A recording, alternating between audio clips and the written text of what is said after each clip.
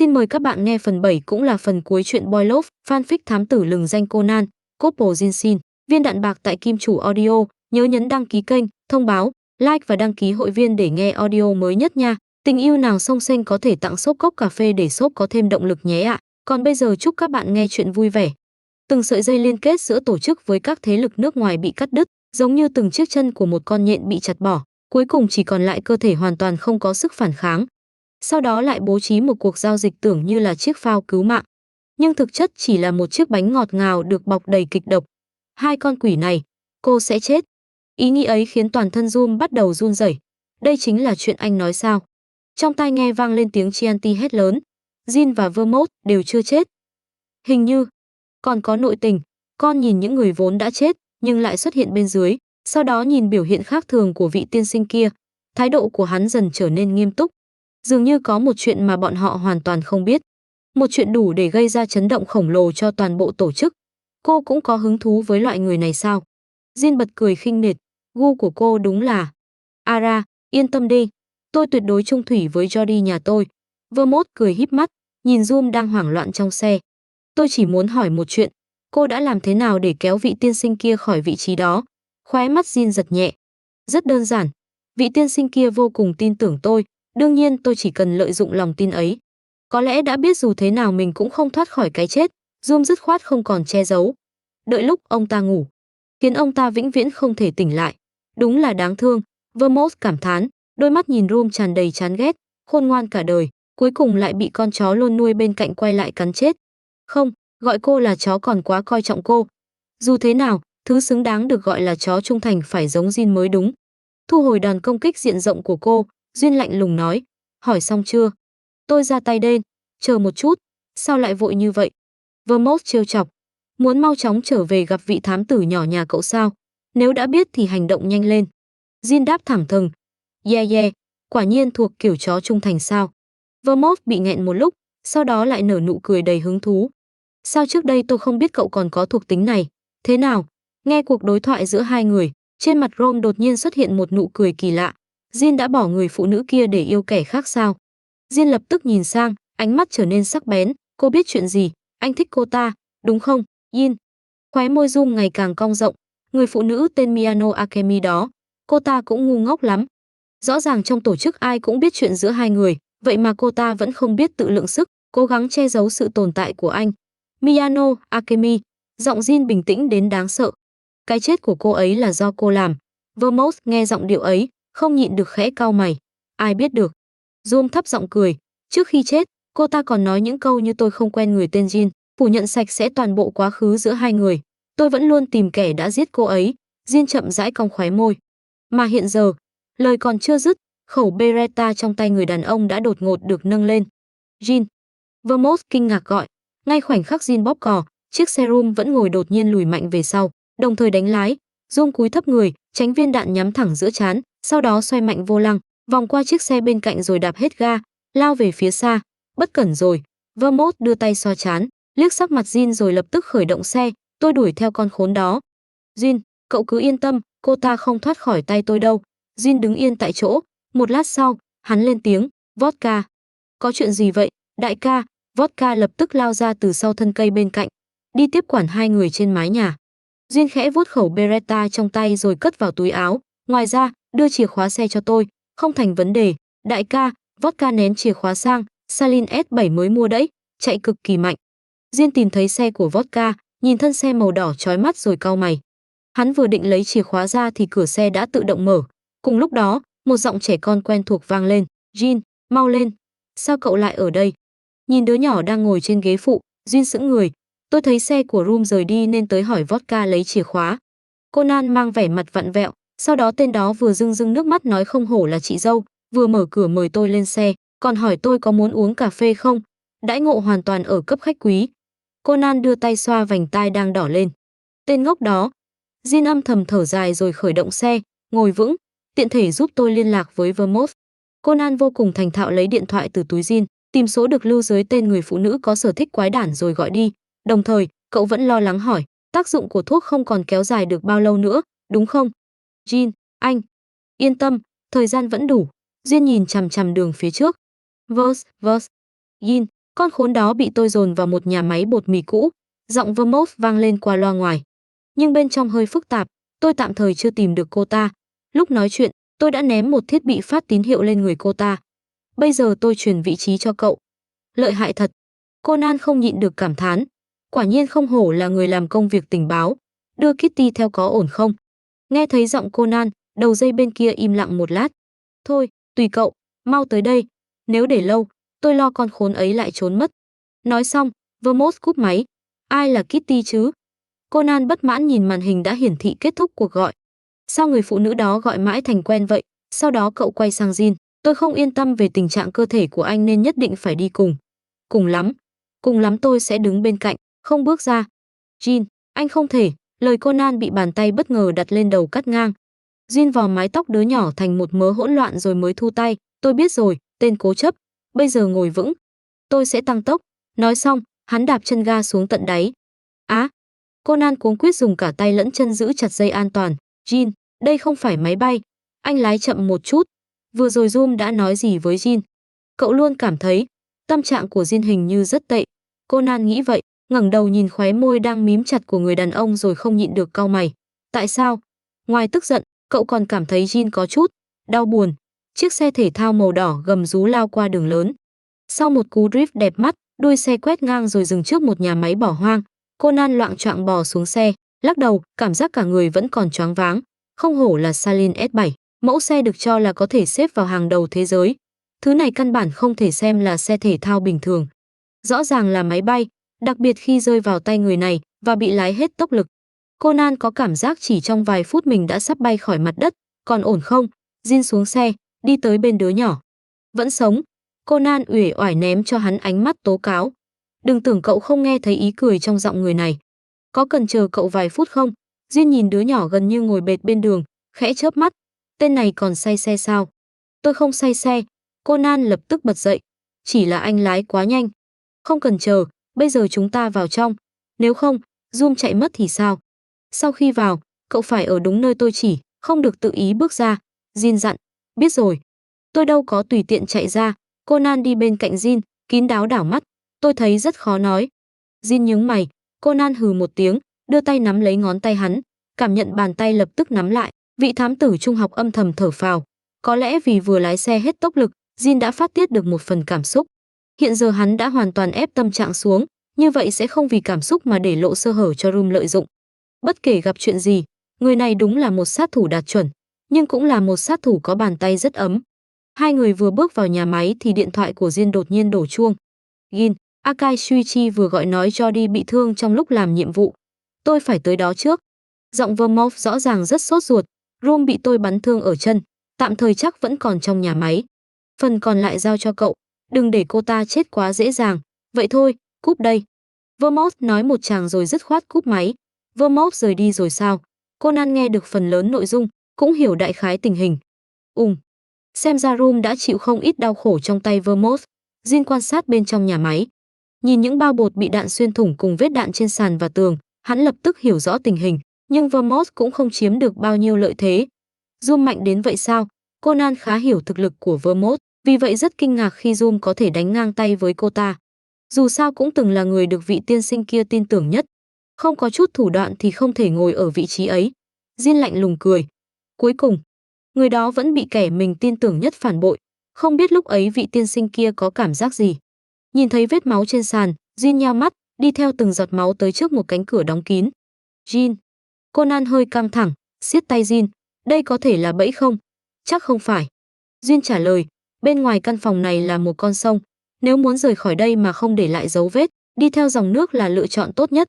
Trước khi bước vào nhà máy, Jin đã ghi nhớ toàn bộ bố cục xung quanh. Hắn ra hiệu cho Conan, đợi đứa nhỏ trốn sát bên tường, Jin mới đưa tay đẩy cửa, có thể tìm tới tận đây, không hổ là Jin. Vết máu ngoằn ngoèo kéo dài tới cạnh cửa sổ. Bóng người đang định đập vỡ cửa kính để nhảy xuống nghe tiếng mở cửa liền cứng người, sau đó quay đầu, giọng đầy châm chọc. Jin không trả lời, hắn nâng tay trái, họng súng đen nhánh chĩa thẳng về phía người phụ nữ bên cửa sổ. Anh đuổi theo tôi lâu như vậy, quả nhiên là vì người phụ nữ đó sao? Zoom kéo lớp mặt nạ khỏi gương mặt, để lộ một khuôn mặt bình thường tới mức đứng giữa đám đông cũng không ai chú ý. Vì người phụ nữ bị tôi giết mà làm lớn chuyện đến thế. Người phụ nữ? Conan đang đứng sau tường sững người. Miyano Akemi. Rom bật cười. Cho dù phải chết, cô ta cũng không muốn để lộ tin tức của anh. Đúng là tình sâu nghĩa nặng, xinh đẹp, lương thiện, lại còn ngây thơ. Chết sớm như vậy, tôi cũng cảm thấy đáng tiếc thay cô ta. Người phụ nữ đó, Miyano Akemi. Chị gái Haibara Ai, người đã bí mật nghiên cứu thuốc giải sau lưng tổ chức, người từng cứu Jin. Thậm chí rất có thể là người Jin đã từng yêu. Rom đã giết cô ấy sao? Vậy tâm trạng trước đó của Jin là vì đã biết sự thật từ miệng Rom. Conan không nhịn được lén thò đầu ra, muốn nhìn vẻ mặt của người kia. Nhưng vì góc độ, cậu chỉ có thể thấy bóng lưng màu đen đang im lặng của người đàn ông. Lúc này, trên gương mặt người chỉ để lại bóng lưng ấy đang mang biểu cảm thế nào. Khi biết kẻ thật sự giết Miyano Akemi đang đứng ngay trước mặt mình, trong căn phòng nhất thời rơi vào yên lặng. Ánh hoàng hôn yếu ớt xuyên qua ô cửa kính phủ đầy vết bẩn, chiếu vào bên trong. Những đồ vật lộn xộn xung quanh được bao phủ bởi một quầng sáng mờ nhạt. Người đàn ông mặc áo khoác đen đứng cách cửa không xa, khẩu súng trong tay chĩa thẳng về phía người phụ nữ bên cửa sổ. Cánh tay cầm súng không hề lay động. Cả người hắn giống như bóng tối có thể nuốt chửng mọi nguồn sáng. Bên ngoài cánh cửa, một đứa nhỏ khoảng 7, 8 tuổi đứng sát tường, đầu hơi cúi, chiếc kính lớn che khuất ánh mắt, bàn tay phải vô thức siết thành nắm đấm.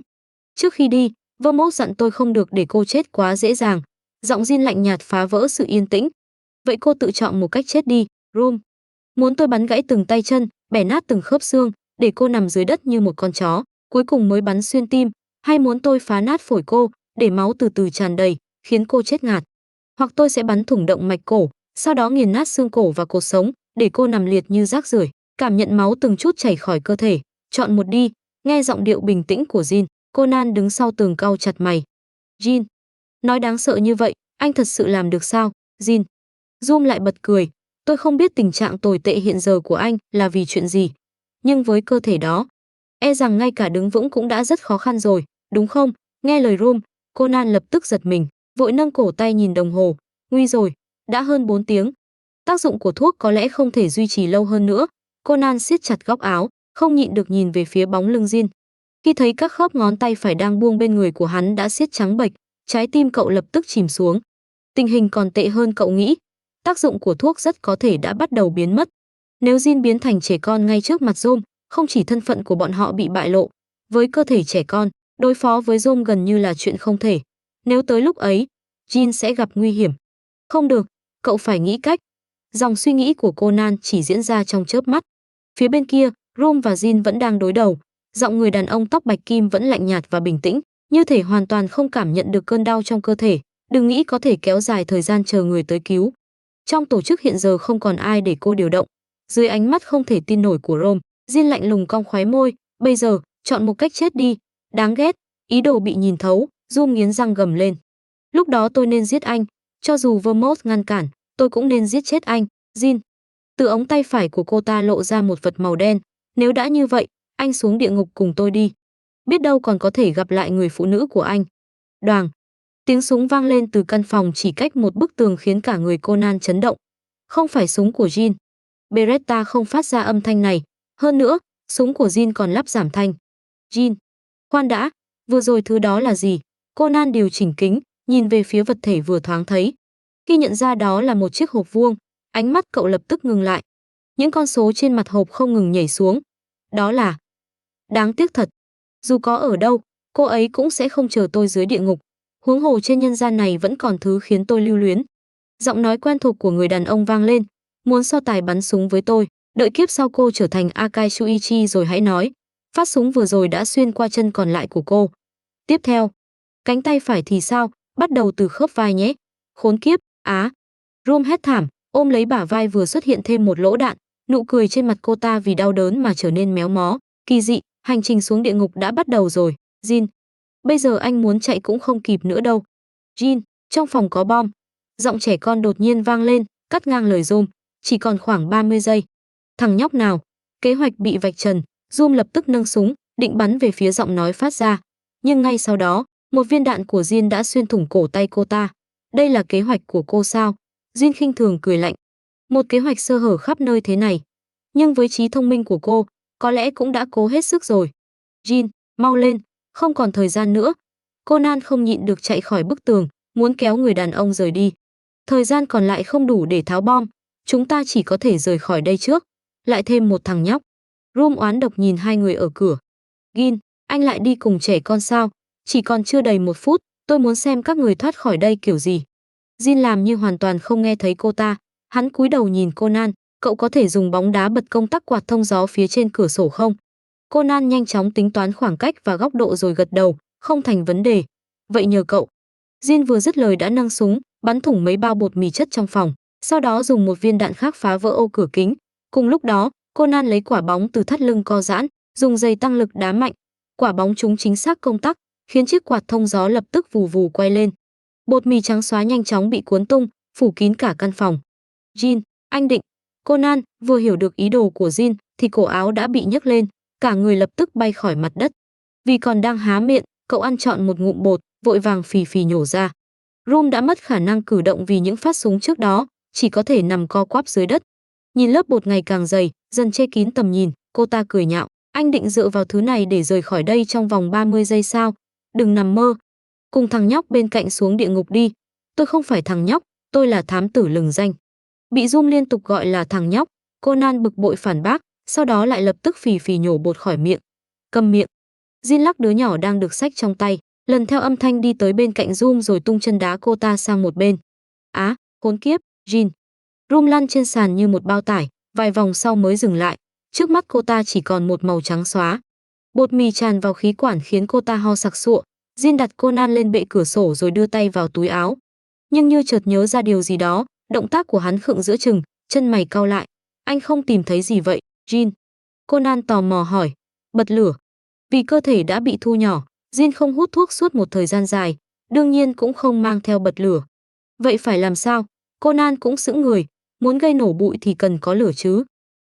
Chỉ có thể đổi cách khác. Jin liếc dòng sông bên dưới rồi quay sang nhìn đứa nhỏ. Chuẩn bị xong chưa? Conan còn chưa kịp hỏi đã bị Jin nắm cổ áo, kéo ngã ngửa ra khỏi cửa sổ. Hai người lập tức rơi xuống với tốc độ cực nhanh. Ngay trước khoảnh khắc ra khỏi cửa sổ, Jin kéo Conan vào trước ngực bảo vệ, đồng thời nâng cánh tay trái bắn ngược vào trong phòng. Conan nhanh mắt nhìn thấy viên đạn va vào khung cửa kim loại, tóe ra một tia lửa. Hít vào.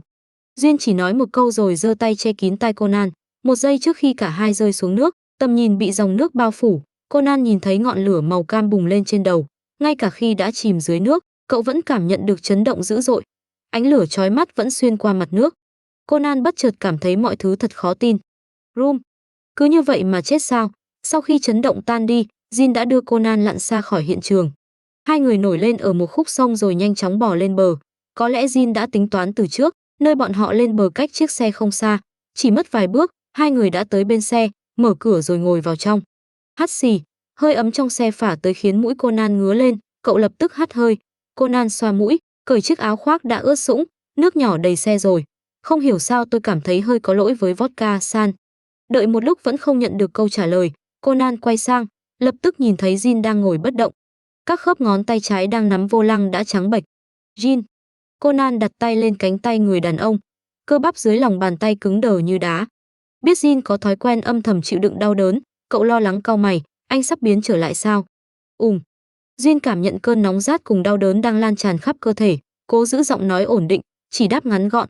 Conan ngó ra hàng ghế phía sau, không có quần áo khác, cứ thế này anh sẽ bị cảm mất. Không cần lo, cảm lạnh không tìm tới tôi.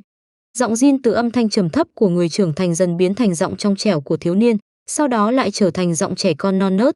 Conan quay sang, tận mắt chứng kiến thời gian chảy ngược trên người hắn. Đứa nhỏ cao ngang cậu ngồi trên ghế lái, cơ thể bị bọc trong bộ quần áo người lớn đã thấm đẫm nước.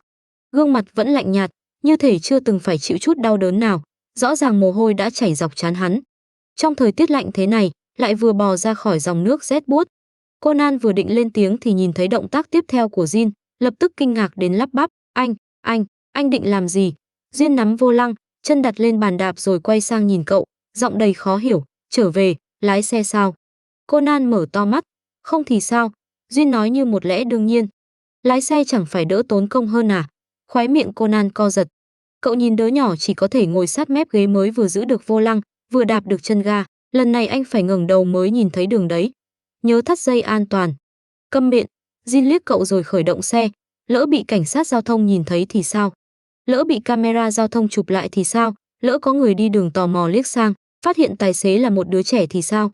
Nếu vận may quá tệ, chuyện này bị ghi hình rồi tung lên mạng, chẳng phải sẽ gây náo động sao? Đường phố Tokyo kinh hoàng xuất hiện học sinh tiểu học lái siêu xe. Trẻ em thời nay thật đáng sợ. Conan đầy lo lắng nắm chặt dây an toàn, trí tưởng tượng càng lúc càng bay xa. Khi xe chạy tới cạnh một buồng điện thoại, Jin đạp phanh rồi quay sang, xuống xe, gọi vodka tới đây. Conan sững người, cúi đầu nhìn đôi chân Jin phải duỗi hết mức mới có thể đạp được phanh và chân ga. Xuống xe. Jin tựa lưng vào ghế lái, mặt không cảm xúc nhìn Conan. Được. Conan gật đầu, mở cửa nhảy xuống, ngay sau đó, Jin nghe thấy một tràng cười lớn, phụt, ha ha ha. Hát xì. Jin nhìn bóng lưng đứa nhỏ đang đi vào buồng điện thoại, mặt cứng đờ xoa mũi. Cuộc đối đầu khiến mọi người căng thẳng với Zoom cuối cùng lại kết thúc trong một tình cảnh khiến người ta không biết nên khóc hay cười. Tiêu diệt được mối họa lớn đương nhiên là chuyện đáng ăn mừng, nhưng quá trình diễn ra quá đơn giản và thô bạo, khiến kết quả khi thật sự tới lại thiếu đi cảm giác thành tựu vốn có. Điều duy nhất khiến Conan bất ngờ là ngay tối hôm trở về văn phòng, Jin lập tức phát sốt. Theo lời Vermouth, đây quả thực là cảnh tượng nghìn năm khó gặp. Cậu mang vẻ mặt gì vậy? Nhìn thấy người ngoài hành tinh sao? Đứa nhỏ có gương mặt ửng đỏ vì sốt đang dựa vào đầu giường, vừa xem điện thoại vừa liếc Conan. Không, chỉ là Conan nhìn Jin hiếm khi để lộ trạng thái yếu ớt, đồng thời xé túi miếng dán hạ sốt. Nhìn anh thế này hơi vượt quá tưởng tượng của tôi, có gì đáng kinh ngạc đến vậy sao? Jin cảm thấy khó hiểu. Bởi vì trước giờ tôi chưa từng thấy mà, đã sốt thì đừng nhìn điện thoại nữa. Conan cầm miếng dán hạ sốt đứng dậy, tay còn lại vén tóc mái trên trán Jin, sau khi tôi dán cái này, anh nghỉ ngơi cho tốt. Công việc có thể đợi khỏi bệnh rồi xử lý, có vài chuyện khá gấp. Jin mặc Conan tùy ý hành động, ánh mắt vẫn không rời điện thoại. Chẳng hạn như có một tên nếu tôi không tiếp quản thì sẽ chết đói. Nghiêm trọng vậy sao? Conan dán miếng hạ sốt lên trán hắn rồi buông tay. Vậy xử lý xong những việc thật sự khẩn cấp thì phải nghỉ ngơi. Tôi sẽ ngồi đây giám sát anh. Hiện giờ tôi chỉ muốn mặc kệ tất cả. Có lẽ vì thuốc hạ sốt bắt đầu phát huy tác dụng, Jin hơi buồn ngủ, ngáp một cái. Tổ chức bây giờ vô cùng hỗn loạn. Nhưng nếu anh thật sự mặc kệ, tổ chức sẽ tan rã hoàn toàn. Như vậy chẳng phải càng loạn hơn sao? Conan kéo một chiếc ghế tới cạnh giường, chống cằm nhìn đứa nhỏ bấm điện thoại lách cách. Là một thám tử mà cậu lại khuyên tôi tiếp quản một tổ chức tội phạm. Jin liếc Conan, nghe có phần không thể tin. Lời còn chưa nói hết, Jin đột nhiên nhận ra điều gì đó.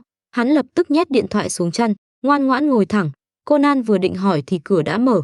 Ran bưng một bát cháo bước vào. Jin, em ăn cháo rồi ngủ một giấc thật ngon nhé. Ngày mai sẽ khỏe lại thôi. Conan khịt mũi, ngửi thấy mùi cháo thơm liền gần như chảy nước miếng. Thơm quá, Ran Nichan. Em có thể ăn một bát không? Jin muốn tự ăn hay để chị đút? Ran dịu dàng hỏi, hoàn toàn không nhận ra trong phòng còn có một đứa trẻ khác. Oán khí sau lưng Conan bắt đầu dâng lên. Jin buồn cười liếc cậu rồi đưa tay nhận bát, em tự ăn được. Vậy cũng được. Cháo vẫn còn hơi nóng, khi ăn phải cẩn thận nhé. Không thể thực hiện ý định ban đầu, Ran tiếc nuối thở dài. Chân mày Jin khẽ giật, động tác nhỏ đến mức khó nhận ra. Ran đi trần. Thấy cô chuẩn bị đứng dậy rời đi, Conan vẫn chưa chịu bỏ cuộc, tiếp tục cố gắng. Conan phải ngoan. Ran quay lại, giơ ngón trỏ chạm lên trán cậu. Jin đang không khỏe, em không được làm phiền em ấy, đặc biệt sau khi Jin ngủ, tuyệt đối không được gây tiếng động, biết chưa? Em biết rồi, Ran Nichan. Một lần nữa bị đối xử khác biệt, Conan nghẹn lòng đáp. Ran hài lòng rời khỏi phòng. Cho cậu.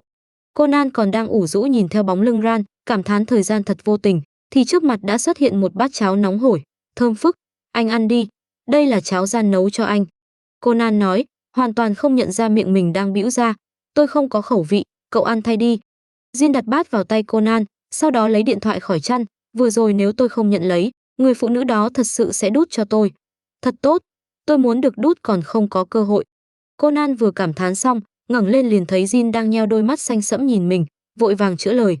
Cụ, tôi chưa nói gì cả, ăn nhanh đi, đây là cháo cô bạn Thanh Mai Trúc Mã của cậu đặc biệt nấu đấy. Jin nhướng mày, quyết định tạm thời ghi nhớ chuyện này, sau đó từ từ tính sổ. Rõ ràng là nấu cho anh. Cảm thấy mình vừa thoát được một kiếp, Conan mừng thầm, bưng bát uống một ngụm. Gương mặt cậu lập tức đỏ bừng. Conan ngậm cháo trong miệng rất lâu mới miễn cưỡng nuốt xuống, kêu lên không rõ lời, nóng, nóng, nóng. Khóe miệng Jin giật nhẹ, cậu vội như vậy làm gì? Tôi đâu biết nó nóng đến thế. Conan bị bỏng tới mức nhảy dựng lên, thè lưỡi thở như một chú chó nhỏ.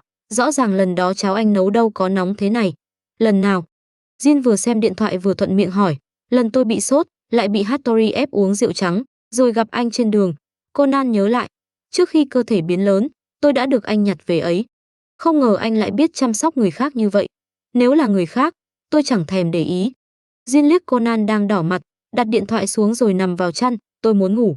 Cậu, tôi cũng muốn. Conan vèo một tiếng lao sang phía bên kia giường, kéo chăn rồi chui vào. Tốc độ nhanh đến mức Jin phải liếc cậu. Cậu không sợ bị lây sao? Tôi vẫn đang sốt. Tôi muốn chăm sóc anh. Conan quay đầu nhìn Jin. Anh bị bệnh, tôi không yên tâm. Jin nhắm mắt, bị lây thì tôi không chịu trách nhiệm. Yên tâm, tuyệt đối không sao. Conan cười hì hì.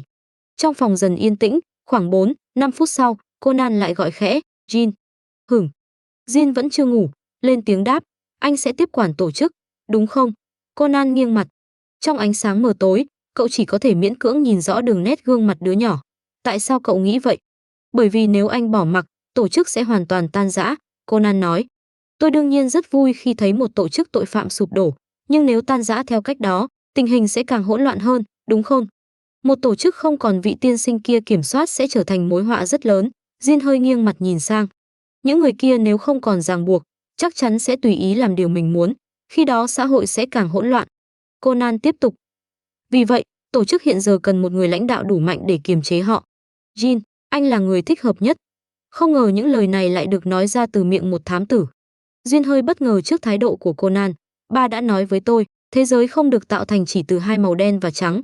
Conan nhắc lại lời của Kudo Yusaku. Tôi đã suy nghĩ rất lâu. So với việc để tổ chức rơi vào hỗn loạn rồi ảnh hưởng tới xã hội, tốt hơn hết nên giảm mức độ hỗn loạn xuống thấp nhất. Anh là người phù hợp nhất. Nói cách khác, phải bóp tắt ý định của bọn họ trước khi chúng kịp ló đầu sao. Jin ngáp một cái. Nói thế nào nhỉ?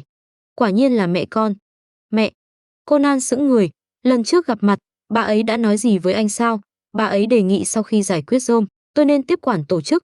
Jin nhìn đôi mắt Conan lập tức mở lớn, khóe môi khẽ cong, bày ra vẻ mặt ngốc nghếch đó làm gì? Sau đó thì sao? Phát hiện mình và mẹ lại nghĩ giống nhau, Conan lập tức hỏi dồn. Anh đã đồng ý chưa? Tôi nói. Jin chậm rãi đáp. Tùy tình hình. Gì chứ? Conan bĩu môi. Jin đúng là gian xảo. Tôi chỉ nói thật. Jin lại ngáp, cảm giác cơn buồn ngủ đang dần kéo tới. Nhưng thật ra không hoàn toàn như vậy. Ngày hôm đó, trên cây cầu, sau khi Kudo Yukiko dùng vẻ mặt thần bí hỏi, Kurosawa-san có muốn nghe thử đề nghị của cô và Yusaku không? Cô đã giữ nguyên nụ cười khó đoán rồi nói, cháu có muốn trở thành vị tiên sinh kia tiếp theo không? Đứa nhỏ chỉ cao tới chân người phụ nữ không hề thay đổi biểu cảm, cháu không có hứng thú với chuyện đó. Vậy chúng ta đổi cách nói. Yukiko hoàn toàn không nản lòng. Cô nhìn đứa nhỏ tóc bạch kim lạnh nhạt trước mặt, cố tình nói chậm lại, cháu có đồng ý tiếp quản tổ chức vì Shin-chan không? Jin ngẩng mắt, đối diện với người phụ nữ đang mỉm cười. Cháu cũng biết tính cách Shin-chan thế nào rồi. Yukiko đưa tay vuốt tóc, hơi nghiêng đầu về phía đứa nhỏ. Để thực hiện giấc mơ thám tử, nó có thể bất chấp tất cả. Nhưng có những chuyện một mình nó không thể hoàn thành. Đặc biệt là những thứ thuộc về thế giới mà nó không thể chạm tới, cũng không thể tưởng tượng. Vì vậy, cháu có đồng ý dùng phương thức của mình để giúp Shin-chan thực hiện giấc mơ không? Đây là một yêu cầu bắt buộc sao? Jin hỏi. Yukiko chớp mắt, lộ vẻ vô tội. Ara, nếu cháu muốn nghĩ như vậy thì cô cũng không còn cách nào. Nhưng muốn đứng bên cạnh Shin-chan nhà cô, dù sao cũng phải thể hiện một chút chứ. Thân phận của cháu có liên quan tới thế giới đó. Nếu không xử lý tốt, sau này sẽ mang tới rắc rối cho Shin-chan. Người phụ nữ xinh đẹp nhìn thẳng vào đôi mắt xanh sẫm của đứa nhỏ. Shin-chan gặp nguy hiểm vì chuyện đó. Dù là cháu, cô hay Yusaku, chắc chắn đều không muốn nhìn thấy, đúng không? Tên đó vốn đã là một tập hợp phiền phức. Jin cau mày. Nhưng cô nói cũng đúng. Cháu không muốn cậu ấy tiếp tục trêu chọc thêm rắc rối, càng không muốn những rắc rối đó do cháu mang tới. Dưới ánh đèn đường màu cam, đứa nhỏ tóc bạch kim hất cằm, vẻ mặt nghiêm túc nói với người phụ nữ trước mặt. Vì vậy, cháu chấp nhận đề nghị của cô. Hắn sẽ đứng bên cạnh kẻ phiền phức mang tên Kudo Shinichi. Sẽ dùng phương thức của mình, giúp tên ngốc ấy cùng hoàn thành giấc mơ mà trong mắt hắn vừa ngây thơ, vừa có phần hoang đường. Akai-san. Ran vô cùng kinh ngạc khi thấy người hàng xóm sống cạnh nhà tới thăm từ sáng sớm. Cô mở to mắt, sao anh lại tới đây? Tôi tới tìm Kurosawa Jin, đứa trẻ đang sống nhờ nhà Ran-san. Người đàn ông có đôi mắt xanh lục sẫm nói. Chúng tôi đã nhận được một vài thông tin liên quan tới cha mẹ cậu bé. Cha mẹ Jin sao? Ran từng nghe tiến sĩ Agasa kể rằng cha mẹ Jin đã bất ngờ qua đời. Vì vậy cậu bé mới tới tìm cô em họ Haibara Ai. Ban đầu Jin định ở lại nhà tiến sĩ Agasa, nhưng Ran cảm thấy như vậy không tiện lắm nên đã năn nỉ ba mình cho cậu bé sống tại đây.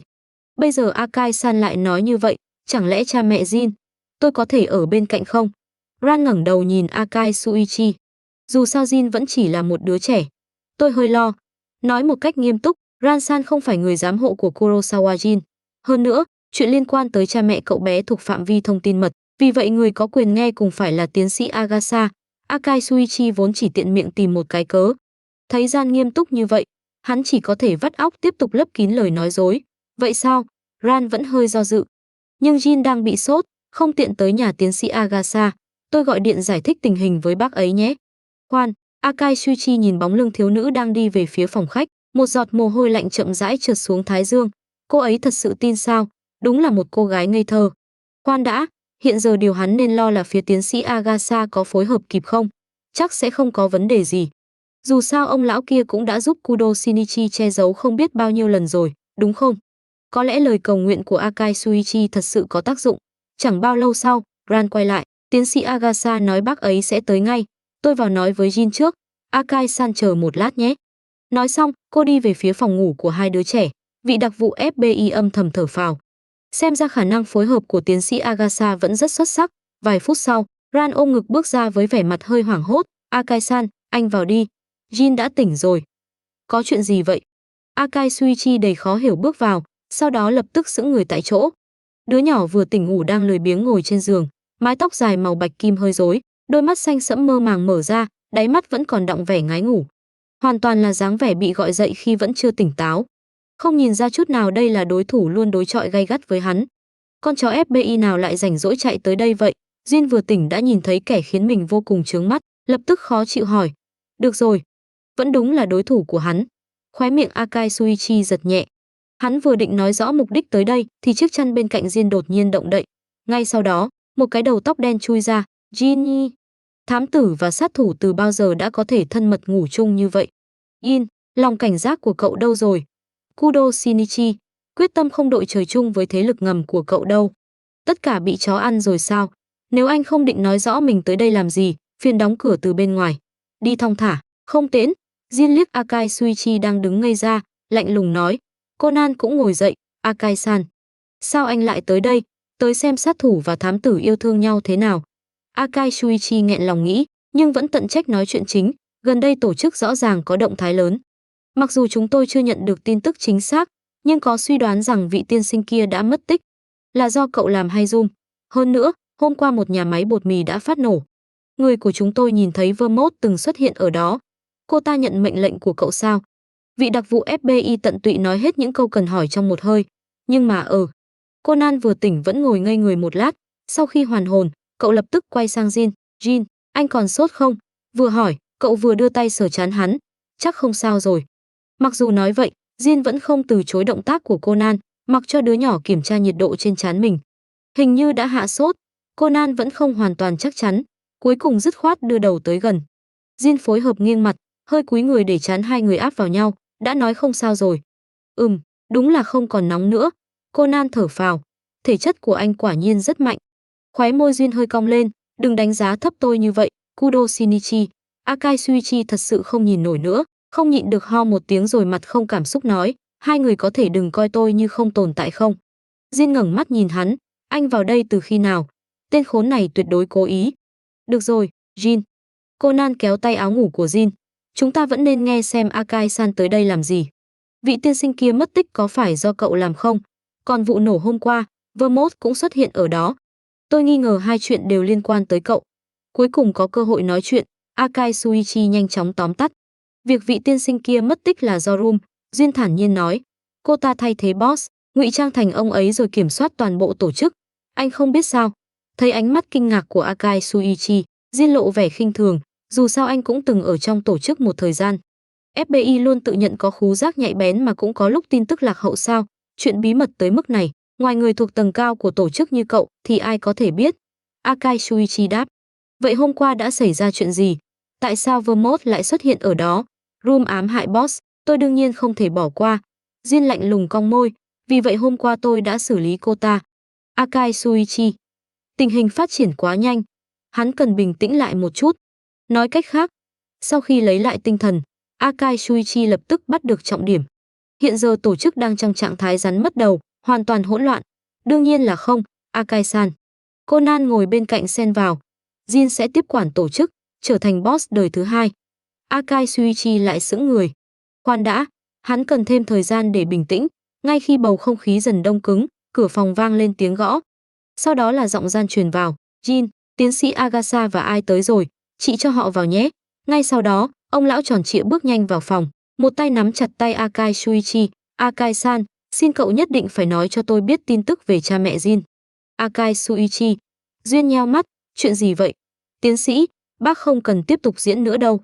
Haibara ai đóng kín cửa rồi bước tới, giải thích nguyên nhân với mọi người. Người đàn ông này dùng cái cớ có tin tức liên quan tới cha mẹ Kurosawa Jin để lừa cô bạn Thanh Mai trúc mã ngây thơ, lương thiện của Kudo mở cửa. Mục đích thật sự chỉ là moi tin về tổ chức và Rome. Đúng là FBE đê tiện, xảo quyệt. Akai Shuichi.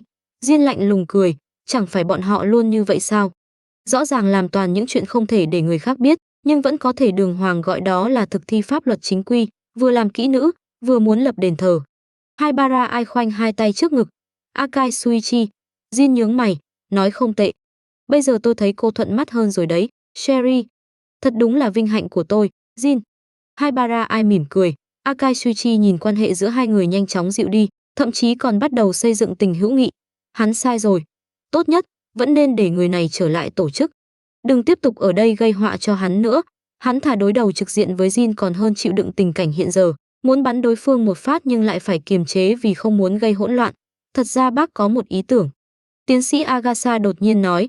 Jin có thể nhân cơ hội này khôi phục thân phận ban đầu. Conan sững người, ý bác là sao? Sau khi nhận được tin tức do FB mang tới, Jin cần trở về Mỹ. Như vậy sau này cháu ấy có thể xuất hiện với thân phận Jin. Đầu óc tiến sĩ Agasha trong những lúc quan trọng vẫn khá hữu dụng. Thuốc giải của ai cũng sắp hoàn thành. Conan và ai có thể nhân cơ hội này khôi phục thân phận ban đầu. Đối ngoại chỉ cần nói hai đứa cũng trở về Mỹ. Đúng rồi, não bộ Conan lập tức vận chuyển. Có thể lợi dụng quan hệ anh em họ của Jin và Haibara để hai người cùng khôi phục thân phận. Bên ngoài sẽ nói họ cùng sang Mỹ vì nhận được thông tin từ FBE. Nhưng tôi nên đợi thêm vài ngày, ba người không thể cùng lúc biến mất, nếu không sẽ quá đáng ngờ. Cuối tuần này có thể hoàn thành thuốc giải hoàn chỉnh, Haibara ai nói. Còn 3 ngày sao? Tiến sĩ Agasha vỗ tay, lập tức quyết định, vậy bác sẽ bắt đầu chuẩn bị từ bây giờ. Điên. Mọi người có hỏi ý kiến tôi chưa? Conan quay sang, nghi hoặc hỏi, Jin, chẳng lẽ anh vẫn muốn tiếp tục làm trẻ con sao? Đúng là không muốn. Khóe miệng Jin giật nhẹ. Hơn nữa, muốn xuất hiện trước mặt tổ chức thì nhất định phải dùng hình dáng Jin. Haibara ai bổ sung, cứ làm theo mọi người nói đi. Jin đưa tay xoa thái dương. Akai Shuichi, người từ nãy tới giờ hoàn toàn không chen vào được. Nếu mọi người đã quyết định xong, tôi sẽ trở về báo cáo với James. Jin ngẩng mắt, nói với ông lão đó, tôi không muốn gây phiền phức, nhưng cũng không sợ phiền phức. Ý rất rõ ràng. Biết điều thì tốt nhất đừng tới chọc hắn. Khóe miệng Akai Shuichi giật nhẹ, mau trở lại hình dáng Jin đi. Như vậy hắn mới có thể không chút do dự bóp cò về phía người này. Conan nheo mắt, giọng điệu chờ mong đó là sao? Đúng rồi, tôi còn một việc. Akai Shuichi đột nhiên nhớ ra điều gì, quay sang nhìn đứa nhỏ đang ngồi bên cạnh Jin. Nhưng chuyện này tôi muốn hỏi Kudo Shinichi. Conan sững người. Người đàn ông đội mũ len đen hít sâu một hơi, giọng điệu trịnh trọng, thái độ nghiêm túc. Tôi biết cậu và Gian San là thanh mai trúc mã. Vì vậy, tôi muốn hỏi ý kiến cậu. Tôi muốn theo đuổi Gian. Bộp. Vị đặc vụ FBI lần đầu tiên thổ lộ tiếng lòng còn chưa nói hết, một chiếc gối đã đập thẳng vào mặt hắn. Conan đứng bật dậy trên giường, thể hiện dáng vẻ xù lông đã lâu không xuất hiện. Quả nhiên tên đặc vụ có ý đồ bất chính như anh còn mang mục đích khác. Không rõ ràng với Jin thì thôi, bây giờ lại còn định ra tay với Gian. Anh đã nhòm ngó Gian bao lâu rồi? Vì Ran nên anh mới chuyển tới cạnh văn phòng thám tử Mori, đúng không? Tên đặc vụ ngoại đạo. Tôi tuyệt đối không giao Ran cho một kẻ có ý đồ bất chính. Còn Jin thì anh càng đừng mơ. Cho dù anh ấy trở thành boss của tổ chức áo đen, anh ấy vẫn là của tôi, Kudo Shinichi.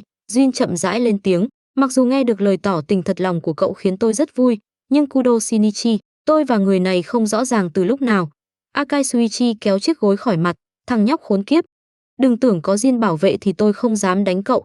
Jin nhướng mày, anh vừa nói gì? Akai Shuichi. Hắn thật sự muốn đánh cả hai một trận. Bất kể trong phòng vừa náo loạn thế nào, sau khi bước ra ngoài, Akai Shuichi vẫn lập tức khôi phục hình tượng bình tĩnh, đáng tin cậy. Vị đặc vụ FBI vừa đi ra vừa nói với tiến sĩ Agasha, sau khi trở về, tôi sẽ liên lạc với các thành viên bên kia. Tiến sĩ Agasha cũng hãy để hai người họ chuẩn bị sớm. Tôi biết rồi, tiến sĩ Agasha gật đầu. Làm phiền cậu, Akai-san, không cần khách sáo, đây là trách nhiệm của chúng tôi. Akai Shuichi nói xong, dùng khóe mắt liếc Gian đang chú ý tới bên này, vậy tôi xin phép về trước. Tạm biệt, Ran-san. À, tạm biệt Akai-san. Ran bước tới, tôi có thể hỏi đã xảy ra chuyện gì không? Chuyện này cô hãy hỏi tiến sĩ Agasha, tôi không tiện tiết lộ. Nói xong, Akai Shuichi lập tức biến mất ngoài cửa. Tiến sĩ, đôi mày thanh tú của Gian nhíu lại, trong lòng dâng lên cảm giác bất an. À, chuyện này bác cũng cần nói với cháu. Tiến sĩ Agasha lập tức lấy lời giải thích mọi người vừa thống nhất. Akai-san tới để nói về tình hình cha mẹ Jin. Vì thân phận cha mẹ Jin hơi đặc biệt, FB yêu cầu Jin và Ai cùng tham gia chương trình bảo vệ nhân chứng, sau đó tới Mỹ định cư. Vì vậy, vài ngày nữa Jin và Ai sẽ phải sang Mỹ. Cái gì? Đối diện với cuộc chia ly đột ngột, Ran hoàn toàn sững sờ. Đây cũng là chuyện không còn cách nào khác. Tiến sĩ Agasha gãi đầu, vẻ mặt khó xử. Sau khi cha mẹ qua đời, Jin không còn người thân bên cạnh nên mới tới Nhật Bản tìm cô em họ từng chơi cùng hồi nhỏ. Nhưng ở Mỹ, hai đứa sẽ nhận được sự bảo vệ tốt hơn. Vì vậy, ở đây chúng ta cũng có thể bảo vệ hai đứa. Ran vội vàng nói, ba cháu là một thám tử rất nổi tiếng, lại có quan hệ tốt với cảnh sát. Jin và Ai ở lại đây hoàn toàn không có vấn đề gì. Ran, bác đã hỏi ý kiến Jin và Ai, thấy dáng vẻ thiếu nữ, tiến sĩ Agasha ngày càng cảm thấy có lỗi, cuối cùng đành đẩy vấn đề sang hai đứa trẻ. Hai đứa đã đồng ý với FBI. Hơn nữa, chúng cho rằng nếu tiếp tục ở lại sẽ mang tới rắc rối không cần thiết cho mọi người. Nếu cháu và Mori bị cuốn vào chuyện nguy hiểm vì chúng, hai đứa cũng sẽ không thể yên lòng. Nhưng, đôi mắt Gian đã bắt đầu ươn ướt, Jin và Ai còn nhỏ như vậy. Tới Mỹ rồi phải sống thế nào? Chuyện đó, tiến sĩ Agasha cảm thấy tế bào não của mình sắp chết sạch. FBA đã liên lạc với một người cô họ xa của Jin, cô ấy sẽ chăm sóc Jin và Ai. Ai cũng phải rời đi. Tâm trạng Ran càng lúc càng sa sút, Ai và Jin có quan hệ rất tốt, Ai đặc biệt quấn người anh họ này. Tiến sĩ Agasha mở mắt nói dối, vừa nghe Jin phải đi, con bé đã nói cháu không muốn xa anh họ, sau đó cũng đồng ý với yêu cầu của FBI. Cháu nói câu đó từ khi nào vậy? Haibara Ai đứng sau cửa, nghe rõ từng câu nói dối của tiến sĩ Agasha, xem ra khẩu phần ăn của tiến sĩ lại cần bị cắt giảm rồi. Vậy, mặc dù không muốn, Ran vẫn cố gắng đối diện với sự thật sắp phải chia tay. Khi nào hai đứa sẽ đi? Cháu muốn chuẩn bị cho Jin và Ai một vài thứ. 3 ngày nữa. Tiến sĩ Agasha nói ra thời điểm thuốc giải của Haibara Ai hoàn thành, hai đứa sẽ lên máy bay sang Mỹ. Nhanh vậy sao? Nước mắt trong mắt Gian gần như sắp rơi xuống. Tiến sĩ này, nhìn cô bạn thanh mai trúc mã thất vọng đến vậy. Conan siết chặt nắm tay, rốt cuộc bác định làm Gian khóc bao nhiêu lần nữa. Jin liếc cậu có thể đi ra ngoài làm dịu bầu không khí. Conan lập tức nói, Jin, tôi muốn ở bên cạnh anh cơ. Tôi nói nghiêm túc. Jin liếc vẻ mặt của hai người bên ngoài cửa. Nếu cậu còn không ra ngoài cứu vãn tình hình, ông lão kia cũng sắp khóc rồi. Hắn là người dễ nổi giận đến vậy sao? Đây được rồi, nhìn tiến sĩ Agasha đã sắp suy sụp, Conan vội vàng bước ra ngoài, bắt đầu tung tuyệt chiêu bán đáng yêu với Gian. Rani-chan, chị đừng buồn mà. Chúng ta vẫn có thể gọi điện cho Jin và mọi người. Conan cố mở to đôi mắt long lanh nhìn thiếu nữ đang sa sút tinh thần. Hơn nữa còn có thể gửi email nữa. Tiến sĩ mới dạy em cách đây không lâu, rất tiện lợi. Ran lau nước mắt, Conan nói cũng đúng. Chị chỉ nhất thời chưa thể chấp nhận thôi. Yên tâm đi, Conan, chị không sao rồi. Tiến sĩ Agasha âm thầm thở phào, đứng sau lưng giơ ngón cái với Conan. Conan bĩu môi về phía phòng ngủ, ý bảo vẫn còn hai người khác cần được cảm ơn. Tiến sĩ Agasha lập tức nhìn về phía cánh cửa khép hờ bằng ánh mắt tràn đầy biết ơn. 3 ngày, nói ngắn không ngắn, nói dài cũng chẳng dài. Đến khi nhận được điện thoại của Haibara Ai thông báo thuốc giải đã chế tạo thành công, Conan mới thật sự nhận ra họ sắp phải đối mặt với một cuộc chia tay. Chính là thứ này, chỉ cần uống nó, anh sẽ khôi phục lại hình dáng ban đầu. Trong phòng khách nhà tiến sĩ Agasha, Haibara Ai đưa ra một chiếc lọ trong suốt, bên trong yên tĩnh nằm một viên thuốc màu trắng. Jin đưa tay nhận lấy. Conan lập tức ghé sát tới, cách lớp thủy tinh quan sát kỹ viên thuốc giải mà họ đã chờ đợi suốt một thời gian dài. Khoảng 5 đến 6 phút sau khi uống, dược tính sẽ lan ra toàn thân và bắt đầu phát huy tác dụng. Quá trình ấy có thể hơi đau đớn. Haibara Ai giải thích công hiệu của thuốc. Nhưng chỉ cần chịu đựng qua khoảng thời gian đó, anh sẽ hoàn toàn khôi phục cơ thể trưởng thành.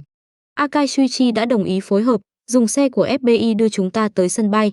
Jin nói, thời gian là 7 giờ rưỡi tối nay, Jordi và một đặc vụ FBI khác sẽ đi cùng suốt hành trình.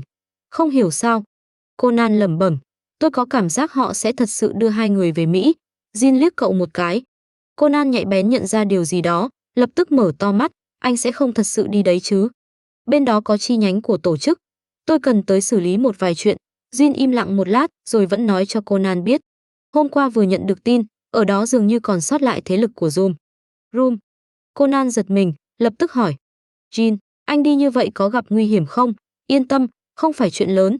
Jin cất lọ thuốc vào túi áo, sau đó đưa tay xoa mái tóc Conan. Khoảng nửa tháng tôi sẽ trở về. Vậy còn Haibara? Conan quay sang cô gái đang ngồi trên chiếc sofa đơn bên cạnh. Tớ cũng sẽ tới Mỹ. Tớ đã quyết định tiếp tục đi học bên đó. Haibara ai ngẩng mắt, để lộ đôi mắt xanh băng. Vì vậy có lẽ sẽ không trở lại nhanh như tên này. Haibara cũng phải đi sao? Conan hoàn toàn không ngờ cuộc chia tay giả lại biến thành thật. Không nhanh như vậy. Tên này rời đi ngay tối nay, còn tớ sẽ ở lại vài ngày để thu dọn hành lý. Haibara ai nói. Tiện thể lên thực đơn mới cho tiến sĩ. Có người vừa gọi bác sao? Haibara ai vừa dứt lời, tiến sĩ Agasa đã cầm một xấp giấy bước vào. Không có gì. Không muốn để tiến sĩ biết trước kế hoạch của mình, Haibara ai lập tức chuyển chủ đề. Bác đang cầm thứ gì vậy? Cái này à, là kịch bản cho lát nữa. Tiến sĩ Agasa cười híp mắt, giơ xấp giấy lên. Chẳng phải lát nữa Jin và ai phải diễn cảnh chia tay với mọi người sao? Bác cố tình viết sẵn kịch bản để tránh lúc đó lộ sơ hở. Không phải diễn đâu, tiến sĩ, Conan dầu dĩ nói. Jin và Haibara thật sự sẽ tới Mỹ. Hả? Tiến sĩ Agasa sững người tại chỗ. Conan không có tâm trạng giải thích đầu đuôi, Jin thì lười mở miệng, hay nói chính xác hơn, toàn bộ sự chú ý của hắn đều đặt lên vị thám tử nhỏ đang sa sút bên cạnh. Haibara ai đành đảo mắt với hai người, ngắn gọn nói cho tiến sĩ biết nguyên nhân họ rời đi. Sau đó, ông lão hiểu ra hai người thật sự sắp rời khỏi Nhật Bản liền bắt đầu khóc. Hu hu hu. Ai, cháu thật sự sắp đi sao? Jin cũng phải rời khỏi à? Tại sao hai đứa không ở lại thêm một thời gian? Sao lại phải đi nhanh như vậy? Kịch bản dày công chuẩn bị hoàn toàn không có cơ hội được sử dụng, khiến tiến sĩ Agasa càng thêm ủ rũ, đưa xấp giấy trong tay bác đây. Jin day thái dương vì bị tiếng khóc làm cho hơi đau đầu. Dù sao tôi và Sherry vẫn phải diễn một đoạn trước mặt mọi người, cho cháu một bản nữa. Haibara ai cũng giơ tay. Tiến sĩ Agasa khịt mũi, đưa giấy cho hai người. Trong phòng nhất thời chỉ còn lại tiếng giấy sột soạt. Nhưng chưa đọc được một phút, vẻ mặt Conan đã dần trở nên kỳ lạ. Tiến sĩ, cậu chậm rãi hỏi. Bác tham khảo lời thoại trong bộ phim truyền hình khung giờ vàng gần đây, thân yêu, hãy yêu em thêm một lần nữa, đúng không? Bị cháu nhận ra rồi à? Shinichi. Tiến sĩ Agasa ngượng ngùng sờ đầu. Bộ phim đó khá hay. Hơn nữa, cảnh chia tay trong phim được xem là kinh điển, nên bác chỉ hơi tham khảo một chút. Jin mặt không cảm xúc ngẩng đầu, giơ xấp giấy trong tay lên. Điều gì khiến bác sinh ra ảo tưởng rằng tôi sẽ đọc những lời này? Cho dù tôi không còn ở đây, trái tim tôi dũng mãi ở bên em. Em yêu, hãy tin rằng ngay cả không gian và thời gian cũng không thể ngăn cản tình yêu tôi dành cho em. Em có cảm nhận được không? Trái tim đang đập này chính là tình yêu nóng bỏng không cách nào ngăn cản của tôi dành cho em. Những lời thoại thế này, Conan chỉ liếc qua đã lập tức ôm má. Chua quá. Cho dù ngày tận thế xảy ra, Jin cũng tuyệt đối không thể nói ra những lời đó. Mùa đông trời luôn tối sớm. Đến 7 giờ rưỡi tối, bên ngoài đã hoàn toàn chìm vào bóng đêm. Trước cửa văn phòng thám tử Mori có hai chiếc xe đỗ sẵn. Khi nhìn thấy bóng người từ trên lầu bước xuống, người ngồi trong xe lập tức mở cửa. Cô gái tóc vàng cắt ngắn, mắt xanh, đeo kính mỉm cười nhìn hai đứa trẻ. Hai em là Kurosawa Jin và Haibara ai phải không? Hai vị bạn nhỏ mặt không cảm xúc gật đầu. Chị là Jody Starling. Hai em cứ gọi chị là Jody Oni-chan nhé. Có cơ hội chiếm tiện nghi của Jin và Sherry nổi danh, nữ đặc vụ FBI đương nhiên vô cùng vui vẻ. Chúng ta sẽ cùng trải qua một chuyến đi thật vui vẻ. Trong chiếc xe còn lại, khóe miệng Akai Shuichi khẽ giật. Đây mới là nguyên nhân người phụ nữ này hào hứng đồng ý tới phối hợp diễn kịch, đúng không? Đợi tới khi chiếc xe chở hai người đi xa, Conan theo Ran mắt đỏ hoe trở lại phòng. Sau khi dùng lý do tiến sĩ Agasa trông cũng rất buồn, em muốn tới an ủi bác ấy để giành được cơ hội ngủ lại nhà tiến sĩ, cậu lập tức vội vàng chạy sang đó. Bọn họ đã thỏa thuận từ trước, sau khi xe của FBI rời khỏi tầm mắt Ran và mọi người, hai người sẽ quay lại nhà tiến sĩ Agasa, Jin sẽ uống thuốc giải tại đó, khôi phục dáng vẻ ban đầu rồi lên chuyến bay lúc nửa đêm tới Mỹ. Vì vậy, bây giờ cậu phải đi đối mặt với một cuộc chia tay thật sự. Jin. Vừa đẩy cửa nhà tiến sĩ Agasa, Conan đã nhìn thấy người đàn ông đang ngồi trên sofa trong phòng khách. Chiếc áo khoác đen quen thuộc kết hợp với mũ phớt cùng màu khiến cậu nhất thời cảm thấy vô cùng hoài niệm. Người đàn ông tóc bạch kim quay đầu, để lộ gương mặt lạnh lùng, cậu không cần đổi cách gọi. Đúng là đối xử khác biệt. Một giọng nữ trưởng thành, lạnh nhạt vang lên. Người phụ nữ tóc nâu đỏ đứng trước cửa phòng làm việc, khoanh hai tay nhìn sang, tại sao tên nhóc này vẫn được giữ nguyên cách gọi, còn tôi và tiến sĩ lại phải thay đổi. Cô không phải Kudo Shinichi. Jin lạnh nhạt đáp. Khóe môi Conan không tự chủ được cong lên. May mà hôm nay có thể chia tay cậu. Sherry im lặng một lát rồi nói. Sau này không cần ngày nào cũng nhìn hai người khoe tình cảm. Nói mới nhớ, tổ hợp hiện giờ của hai người hơi nặng khẩu vị nhỉ. Một ông chú với một sota sao. Khóe miệng Conan giật nhẹ. Dù biến thành hình dáng nào, Haibara vẫn là Haibara, vẫn độc miệng như vậy. Jin liếc người phụ nữ, Thành phần ghen tị trong giọng cô có thể bớt rõ ràng một chút. Được rồi. Người còn lại cũng chẳng kém cạnh. Khoan đã, tại sao Haibara cũng khôi phục hình dáng ban đầu? Cô đâu có rời đi ngay tối nay, sau khi Haibara ai rời khỏi Nhật Bản. Nếu tôi lại xuất hiện với cơ thể trẻ con và bị người khác nhìn thấy, chắc chắn sẽ gây nghi ngờ. Nhìn thấy câu hỏi viết rõ trên mặt Conan, Sherry giải thích, ngay cả chuyện đơn giản đó cũng không nghĩ ra sao. Trí thông minh mà Kudo luôn tự hào cũng bắt đầu co lại rồi à? Conan không nói gì.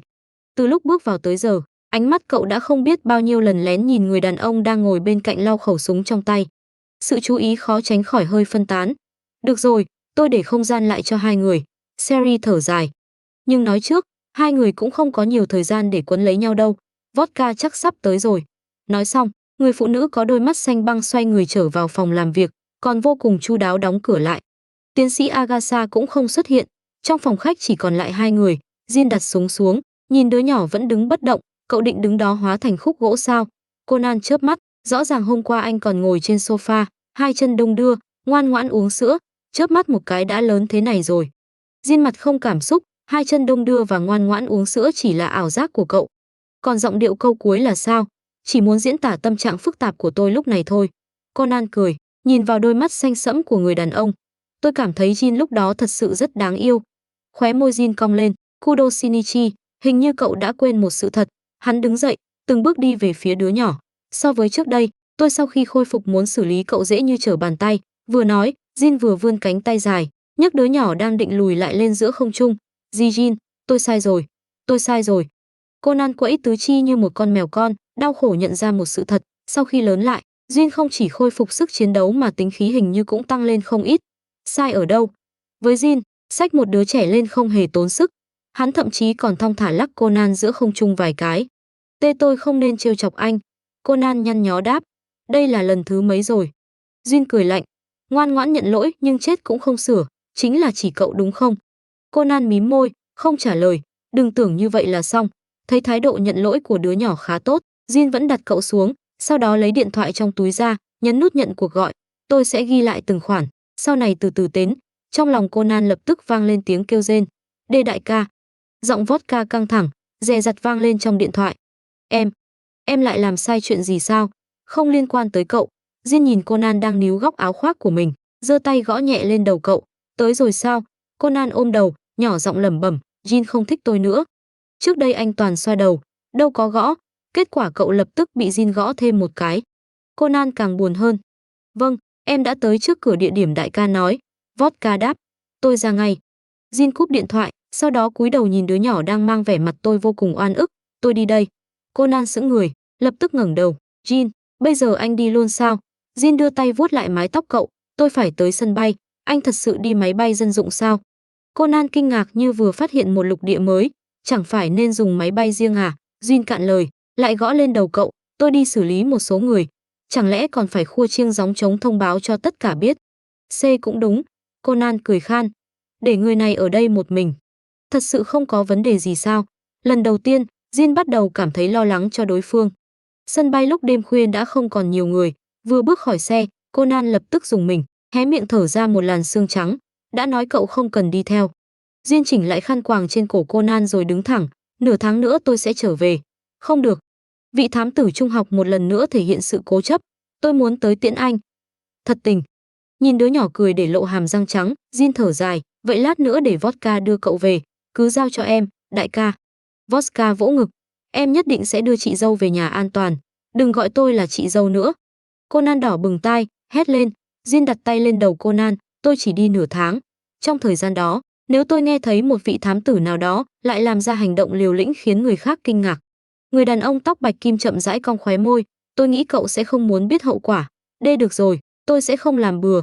Conan cảm thấy nụ cười kia hơi nguy hiểm, lập tức hứa, tôi sẽ không chủ động gây phiền phức. Nhưng phiền phức luôn chủ động tìm tới cậu. Jin đặc biệt đau đầu trước thể chất thu hút rắc rối của người này, chú ý không được để mình bị thương, biết chưa? Jin, anh dài dòng quá. Conan không nhịn được đảo mắt, khí chất lạnh lùng đều bị phá hỏng hết rồi. Jin mặt không cảm xúc giơ tay, gõ mạnh lên đầu cậu. Jin, tôi sai rồi. Vị thám tử trung học lại một lần nữa dứt khoát nhận lỗi. Tên này đúng là hoàn toàn thuộc kiểu ngoan ngoãn nhận sai nhưng chết cũng không sửa. Nhìn bóng lưng màu đen của người đàn ông biến mất khỏi tầm mắt, Conan mới quay sang, đi thôi. Vodka. Phiền anh đưa tôi trở về. Được, chị dâu, Vodka đáp, còn đưa tay mở cửa xe cho Conan. Đừng gọi tôi như vậy nữa. Nghe kỳ lắm. Conan gãi mũi. Không thành vấn đề, chị dâu. Cậu muốn uống cà phê hay sữa? Vodka nhìn về phía cửa hàng tiện lợi cách đó không xa. Không cần gì cả, đi thẳng về thôi. Tôi đã nói đừng gọi như vậy mà. Được tiếp đãi quá mức chu đáo. Khóe miệng Conan giật nhẹ. Anh cứ gọi tôi là Shinichi hoặc Kudo cũng được. Nhưng chị dâu, Vodka vẫn chưa chịu bỏ cuộc. Nếu không, tôi sẽ bảo Jin ném anh sang châu Phi. Conan dứt khoát lên tiếng. Được rồi, chị, Kudo-san. Vodka lập tức sửa miệng. Shinichi là cách gọi chỉ đại ca mới được dùng. Thấy Conan có vẻ không đồng tình, hắn còn nghiêm túc giải thích. Rốt cuộc anh chấp nhất với danh xưng chị dâu tới mức nào vậy? Khóe miệng Conan giật nhẹ. Bởi vì tôi rất vui. Vodka lái xe, trong lòng thật sự biết ơn đứa nhỏ bên cạnh, đại ca đã có người mình thích. Có thể nhìn thấy trên người đại ca ngày càng xuất hiện nhiều hơi thở của một người đang sống, tất cả đều nhờ sự tồn tại của cậu. Kudo-san, anh nói như thể tên đó vốn là người chết vậy. Conan thấp giọng. Nếu không gặp cậu, tôi nghĩ đại ca thật sự sẽ sống giống như một người đã chết. Giọng Vodka hơi khàn, chậm rãi lan trong khoang xe, là một sát thủ, vốn không nên có quá nhiều tình cảm của con người. Nhưng dù là sát thủ, đại ca vẫn là một con người, không có cảm xúc thì chẳng khác gì đã chết. Lần đầu gặp đại ca, cảm giác anh ấy mang lại cho tôi giống như một vũ khí chỉ khoác bên ngoài hình dáng con người. Cả người dính đầy máu và mùi vị của cái chết. Trên người anh ấy gần như không có hơi thở của người sống. Thật ra tôi biết nơi sâu nhất trong lòng đại ca vẫn giữ lại một chút tình cảm thuộc về con người. Nhưng theo thời gian, phần đó đang dần phai nhạt, cho tới khi gặp cậu. Những cảm xúc thuộc về con người trên người đại ca mới từng chút một được đánh thức.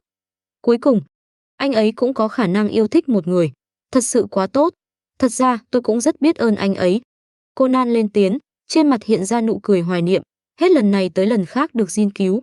Nếu không có anh ấy, tôi có sống được tới bây giờ hay không vẫn chưa chắc. Cậu dùng giọng điệu như đang nói đùa. Thật ngưỡng mộ đại ca. Khi không cố tình tỏ ra ngốc nghếch, Vodka vẫn khá bình thường. Anh ấy đã có một người muốn bảo vệ. Conan nhìn cảnh đêm lướt qua bên ngoài cửa sổ, ánh mắt dần trở nên dịu dàng. Dù là Jin hay Jin, trái tim luôn muốn bảo vệ cậu của người ấy chưa từng thay đổi. Hai, người này mới rời đi chưa bao lâu, vậy mà cậu đã bắt đầu nhớ hắn rồi. Conan, chỉ còn hơn nửa tháng nữa là khai giảng. Trưa hôm sau, trên bàn ăn, Ran nhìn Conan đang bưng bát vùi đầu ăn cơm. Em không định chuẩn bị sách vở, đồ dùng học tập gì sao? Chuẩn bị, Conan sững người, sau đó nhanh chóng hoàn hồn, bày ra vẻ như vừa chợt nhớ tới. Suýt nữa em quên mất. Mặc dù rất có thể trước ngày khai giảng, cậu đã khôi phục thân phận Kudo Shinichi. Thật tình, chỉ mải chơi thôi đúng không? Ran đưa tay gõ nhẹ lên đầu Conan. Jin thì thôi, sao ngay cả Ran cũng làm vậy ỉ? Mọi người coi đầu cậu là thứ gì chứ? Conan ôm đầu, vẻ mặt đầy oan ức. Chiếc điện thoại trong túi đột nhiên rung lên. Conan lập tức đặt đũa xuống, em ăn xong rồi. Nói xong, cậu vội vàng chạy vào phòng ngủ. Là điện thoại của Jin. Conan tựa lưng vào cửa, nhấn nút nhận cuộc gọi. Moshi Moshi. Jin, anh tới nơi chưa? Vừa xuống máy bay. Giọng nói trầm thấp của người đàn ông truyền tới qua sóng điện.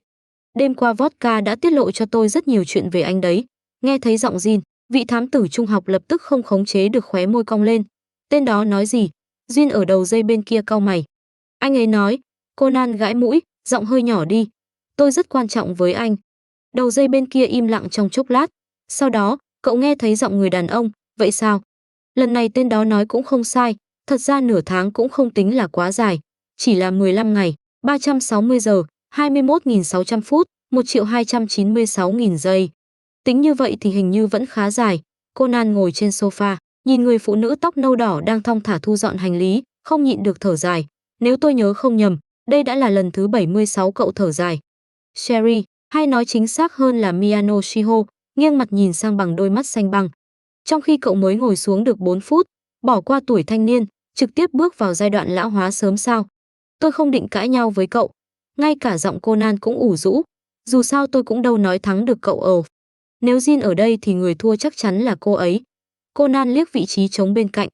Người có thể vừa đọc báo vừa đấu khẩu với Haibara mà không hề rơi xuống thế yếu hiện giờ đã không còn bóng dáng. Cậu không nhịn được lại thở dài. Chân mày Sherry giật nhẹ, xem ra bệnh tương tư của cậu đã hết thuốc chữa. Jin mới đi được 3 ngày thôi. Nói cách khác, thêm 10 mấy ngày nữa, tên này chẳng phải sẽ không sống nổi sao?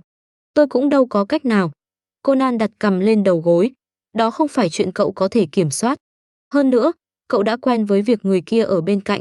Đến tối, khi đi ngủ, Conan đột nhiên cảm thấy chiếc giường trở nên quá rộng, nhưng cho dù cậu nói ra lời cảm thán ấy, cũng sẽ không còn người nằm bên cạnh, dùng giọng bình thản mà khiến người ta an tâm để trả lời.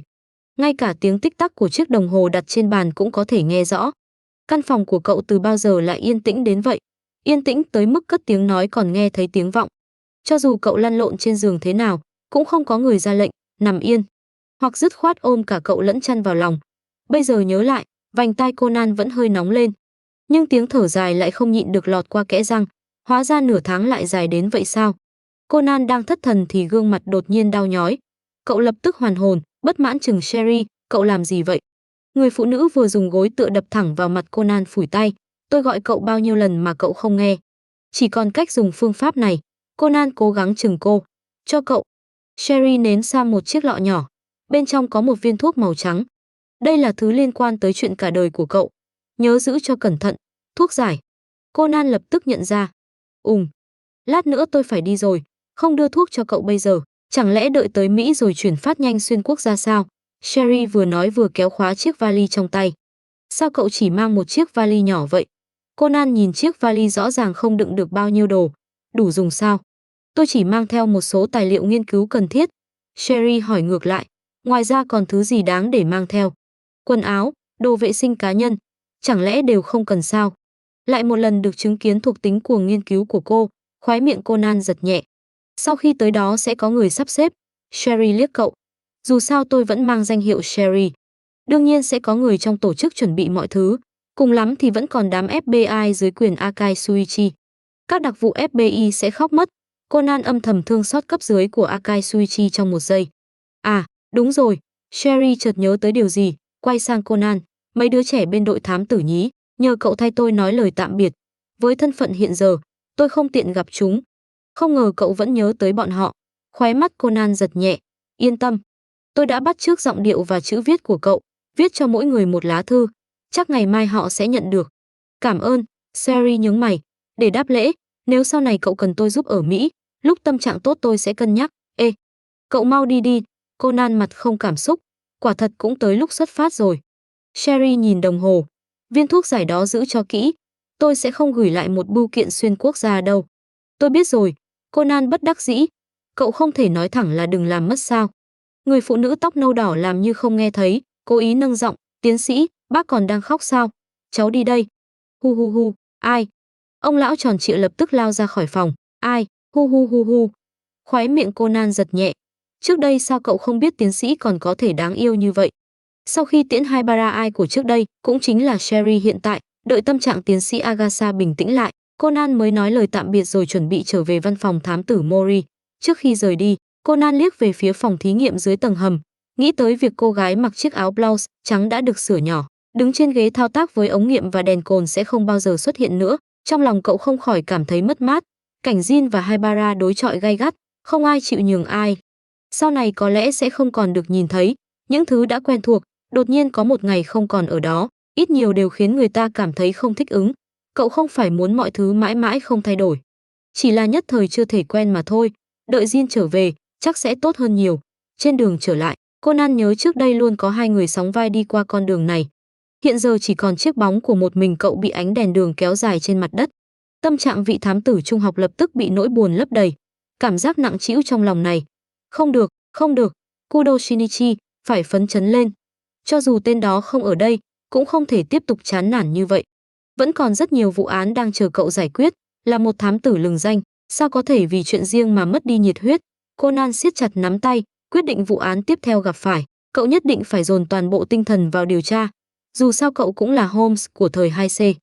Sau đó, khi trở về văn phòng, vừa đẩy cửa bước vào, Conan đã nghe Mori Kogoro nói qua điện thoại. Cái gì? Xảy ra án mạng sao?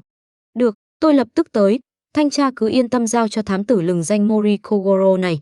Nghe rõ nội dung, đôi mắt Conan lập tức sáng rực.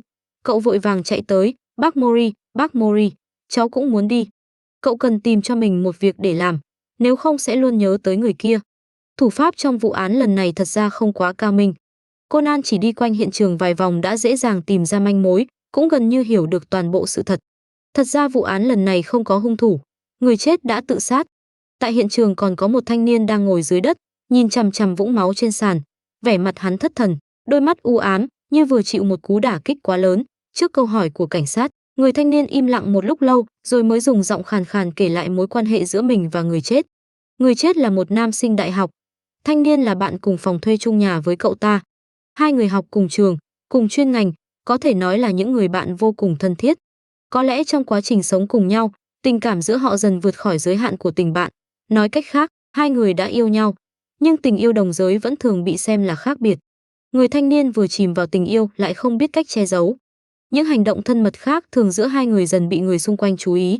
Từ đó, mối quan hệ vốn nên ngọt ngào bắt đầu bị pha trộn thêm những thứ khác. Người thanh niên không thể chịu đựng ánh mắt kỳ lạ từ bên ngoài, bắt đầu lùi bước khỏi tình cảm này. Khi sắp tốt nghiệp, gia đình cũng bắt đầu quan tâm tới chuyện tình cảm của hắn. Vốn đã dao động, hắn muốn một lần nữa trở lại bình thường, vì vậy chấp nhận buổi xem mắt do cha mẹ sắp xếp. Kết quả vừa hay bị người chết nhìn thấy. Tôi không ngờ cậu ấy sẽ tự sát. Người thanh niên lẩm bẩm. Tính cách cậu ấy đúng là hơi cố chấp, nhưng tôi thật sự không nghĩ cậu ấy sẽ không chịu nổi như vậy. Tôi cũng muốn ở bên cậu ấy, nhưng khó quá. Phải đối mặt với ánh mắt của người khác thật sự quá khó. Ngay cả những người bạn thân trước đây, sau khi biết quan hệ của chúng tôi cũng bắt đầu xa lánh. Chúng tôi thậm chí không dám nắm tay trên đường như những cặp tình nhân bình thường. Tại sao cậu ấy cứ thế mà chết? Tôi vốn chưa đồng ý với người phụ nữ kia. Tôi thậm chí đã nghĩ tới chuyện thẳng thắn nói với ba mẹ. Người thanh niên nhìn bức ảnh chụp chung của hai người trên bàn, giọng hắn khàn tới mức gần như không thể nghe rõ. Ngay khoảnh khắc cậu ấy bỏ đi, tôi đã hối hận. Tôi định trở về xin lỗi, sau đó hai người sẽ cùng nhau đối mặt. Nhưng mà, tại sao cậu ấy lại cứ thế rời đi? Phòng khách nhất thời chìm vào im lặng. Nhìn người thanh niên khóc không thành tiếng, bàn tay Conan đặt trong túi siết chặt chiếc lọ đựng thuốc giải. Đột nhiên, cậu rất muốn gặp Jin, vô cùng muốn.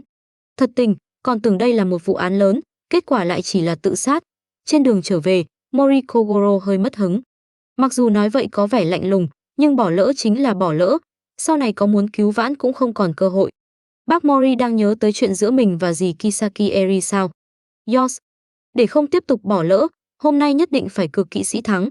Mori Kogoro nhìn trường đua ngựa cách đó không xa, vỗ tay quyết định, hay là trực tiếp tới hiện trường tận mắt chứng kiến phong thái của kỵ sĩ đi. Conan mặt không cảm xúc nhìn bóng lưng Mori Kogoro rời đi, khóe miệng giật nhẹ. Quả nhiên cậu đã nghĩ quá nhiều. Tránh ra, mau tránh hết ra cho tôi. Một tiếng gầm đột nhiên vang lên từ đám đông cách đó không xa. Ngay sau đó, một người đàn ông lao ra, vừa hay đối mặt với Conan. Thằng nhóc không sợ chết, mau tránh ra. Người đàn ông gào lên, trong tay hắn cầm một con dao găm sáng loáng, tay còn lại ôm một chiếc túi xách nữ. Túi của tôi. Phía sau vang lên tiếng hét của một người phụ nữ. Cướp giật. Conan sững lại rồi lập tức nhấn nút trên thắt lưng.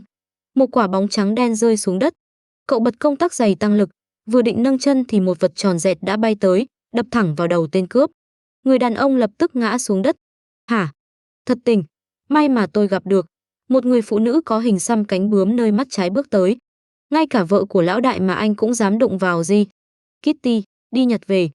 Gâu. Một con chó săn lông vàng sủa lên rồi chạy đi. Chẳng bao lâu sau, nó ngậm chiếc đĩa bay quay lại. Giỏi lắm, Kitty.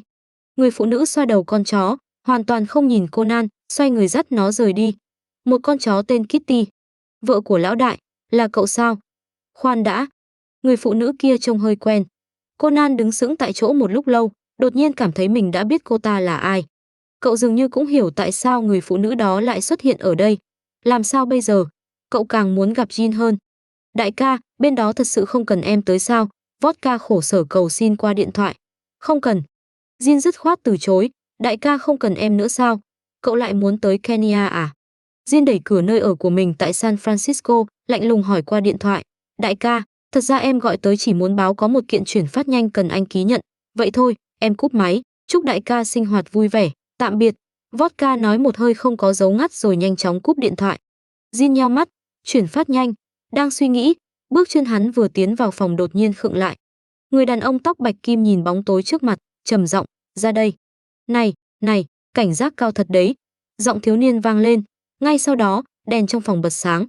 Vị thám tử tóc đen cong đôi mắt sáng, để lộ hàm răng trắng với người đàn ông đang hiếm khi lộ ra một chút kinh ngạc. Tôi tới tìm anh rồi, Jin. Nhìn người quen thuộc trước mặt, Jin nghe thấy chính giọng mình vang lên. Kudo Shinichi. Nửa tháng thật sự quá lâu. Kudo Shinichi đã khôi phục dáng vẻ ban đầu, đưa tay gãi mũi, nhỏ giọng nói. Thật tình. Ban nãy còn bình thường, Sao bây giờ cậu lại đột nhiên căng thẳng đến vậy? Vì thế cậu trực tiếp chạy tới đây sao?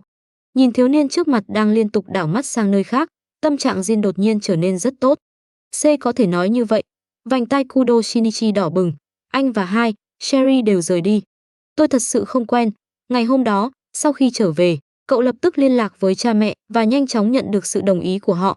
Đợi hai người trở lại Nhật Bản, cải trang thành cha mẹ của Edogawa Conan rồi đón cậu khỏi nhà Mori Kogoro, Kudo Shinichi mới uống thuốc giải APTX 4869 tại nhà mình, khôi phục cơ thể ban đầu. Ngay trong ngày, Kudo Yusaku lại lấy lý do tiếp tục trốn biên tập viên thúc bản thảo, mang theo Kudo Yukiko biến mất không rõ tung tích. Còn Kudo Shinichi dùng thân phận thật tìm tới Jody, giáo viên tiếng Anh người nước ngoài của trường trung học Titan, từ đó liên lạc được với Vermont và biết địa chỉ nơi Jin đang ở tại Mỹ.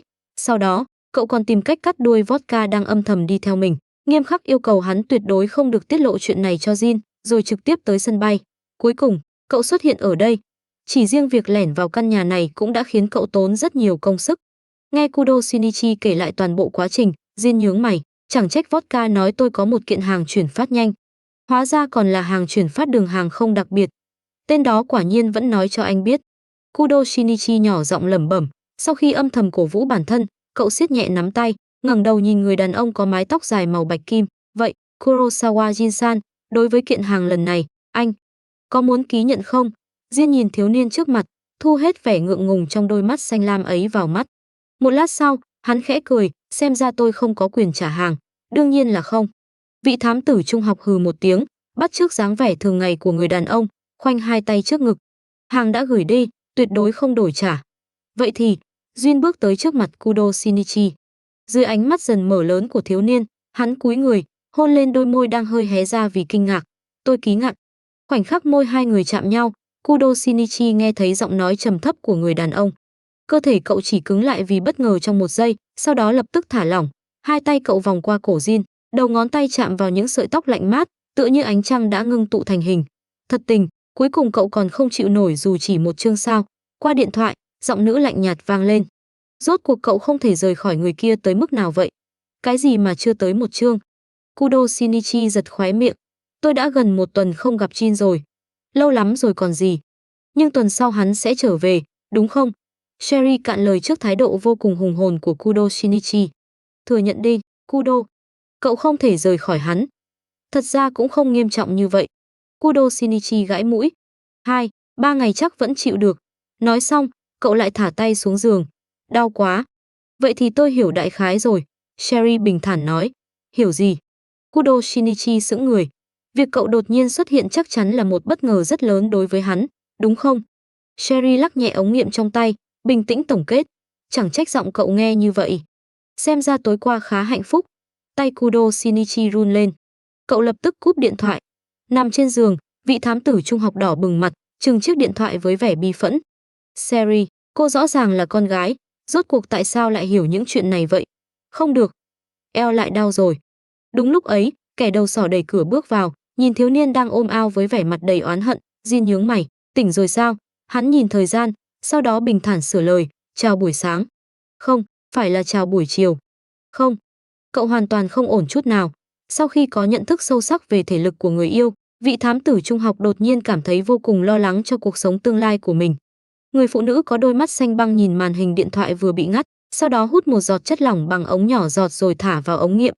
Dung dịch vốn trong suốt lập tức chia thành hai màu rõ rệt, một nửa đen kịt, một nửa trắng thuần. Sau một lúc yên tĩnh, hai màu sắc chậm rãi phai đi, chất lỏng một lần nữa trở lại trong suốt. Ngay cả màu đen tuyệt đối và màu trắng thuần khiết cũng có thể hài hòa cùng tồn tại như vậy. Nhờ hai người, nghiên cứu của tôi đã có một bước đột phá lớn. Miyano Shiho ngẩng đầu nhìn ra ngoài cửa sổ, trên bầu trời xanh biếc, những đám mây trắng chậm rãi trôi qua, mang theo vẻ trong trẻo và tươi sáng hiếm thấy giữa mùa đông. Khóe môi cô chậm rãi hiện lên một nụ cười yên tĩnh, trong trẻo như chính bầu trời xanh say lòng người phía trên. Phiên ngoại, cướp giật kìa. Trên đường tan học, Conan đi cùng đội thám tử nhí thì đột nhiên nghe thấy tiếng kêu thất thanh của một người phụ nữ cách đó không xa, lập tức dừng bước. Cướp giật, Genta và những đứa trẻ còn lại kinh ngạc kêu lên. Đã đến lúc đội thám tử nhí chúng ta xuất động rồi. Ayumi siết chặt nắm tay, giọng nói vừa kiên định vừa mong chờ. Ồ, mấy đứa trẻ đồng thanh hưởng ứng. Ngay phía trước, Conan tinh mắt nhìn thấy một người đàn ông vạm vỡ đang ôm túi xách nữ chạy vào con hẻm gần đó. Đứng lại. Cậu lập tức đuổi theo. Này, Ku, Edogawa. Haibara ai đứng bên cạnh định đưa tay kéo cậu lại, nhưng cuối cùng chỉ bắt hụt. Conan chạy nhanh thật. Không muốn để một mình Conan giành hết công lao, Genta cũng lập tức đuổi theo. Chúng ta mau qua đó. Mấy đứa trẻ nối đuôi nhau chạy vào trong hẻm. Hả? Người đâu rồi? Khi cả nhóm chạy tới, con hẻm đã không còn một bóng người. Đừng nói Conan, ngay cả tên cướp vừa rồi cũng biến mất không dấu vết. Về phía Conan, cậu đuổi theo tên cướp chạy khỏi đầu bên kia con hẻm, nhưng vừa lao ra đã đâm thẳng vào chân một người. Người kia vẫn đứng vững tại chỗ, còn Conan lại bị lực phản lại làm ngã ngồi xuống đất. Đau. Hửng. Kudo Shinichi. Conan nghe thấy một giọng nam trầm thấp, nhưng chưa kịp phản ứng, cậu đã cảm thấy mình bị nhấc bổng lên giữa không trung. Đúng là cậu, Kudo Shinichi. Sao cậu lại biến thành trẻ con nữa rồi? Người này biết thân phận thật của cậu. Trong lòng Conan lập tức cảnh giác. Ngoài mặt, cậu vẫn giả vờ ngơ ngác, ngẩng đầu nhìn lên. Akai Shuichi. Có gì đáng kinh ngạc sao? Người đàn ông ngay cả trong ngày nắng nóng vẫn đội chiếc mũ len màu đen nhìn cậu bằng đôi mắt xanh lục sẫm. Đúng là cậu thật, nhưng tại sao lại nhỏ đi nữa? Nhỏ đi. Lại. Người này đang nói gì vậy? Conan hoàn toàn mờ mịt. Vừa hay tôi đang định đi tìm tên đó, tiện thể mang cậu tới luôn. Akai Shuichi nói rồi cứ thế xách đứa nhỏ đi về một hướng khác, nói mới nhớ, tên đó làm sao lại để cậu mang hình dáng này chạy lung tung ngoài đường. Hoàn toàn không giống tác phong của hắn. Tên đó, Conan chớp mắt mờ mịt.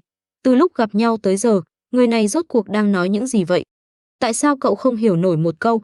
Hơn nữa, Akai Shuichi định cứ thế xách cậu đi suốt đường sao? Ít nhất cũng phải thả cậu xuống chứ. Akai Shuichi xách Conan đi một mạch, cuối cùng dừng trước một khu chung cư cao cấp gần Ginza, Tokyo. Hắn quen đường bước vào trong rồi đi thang máy lên tầng cao. Này, Akai Shuichi.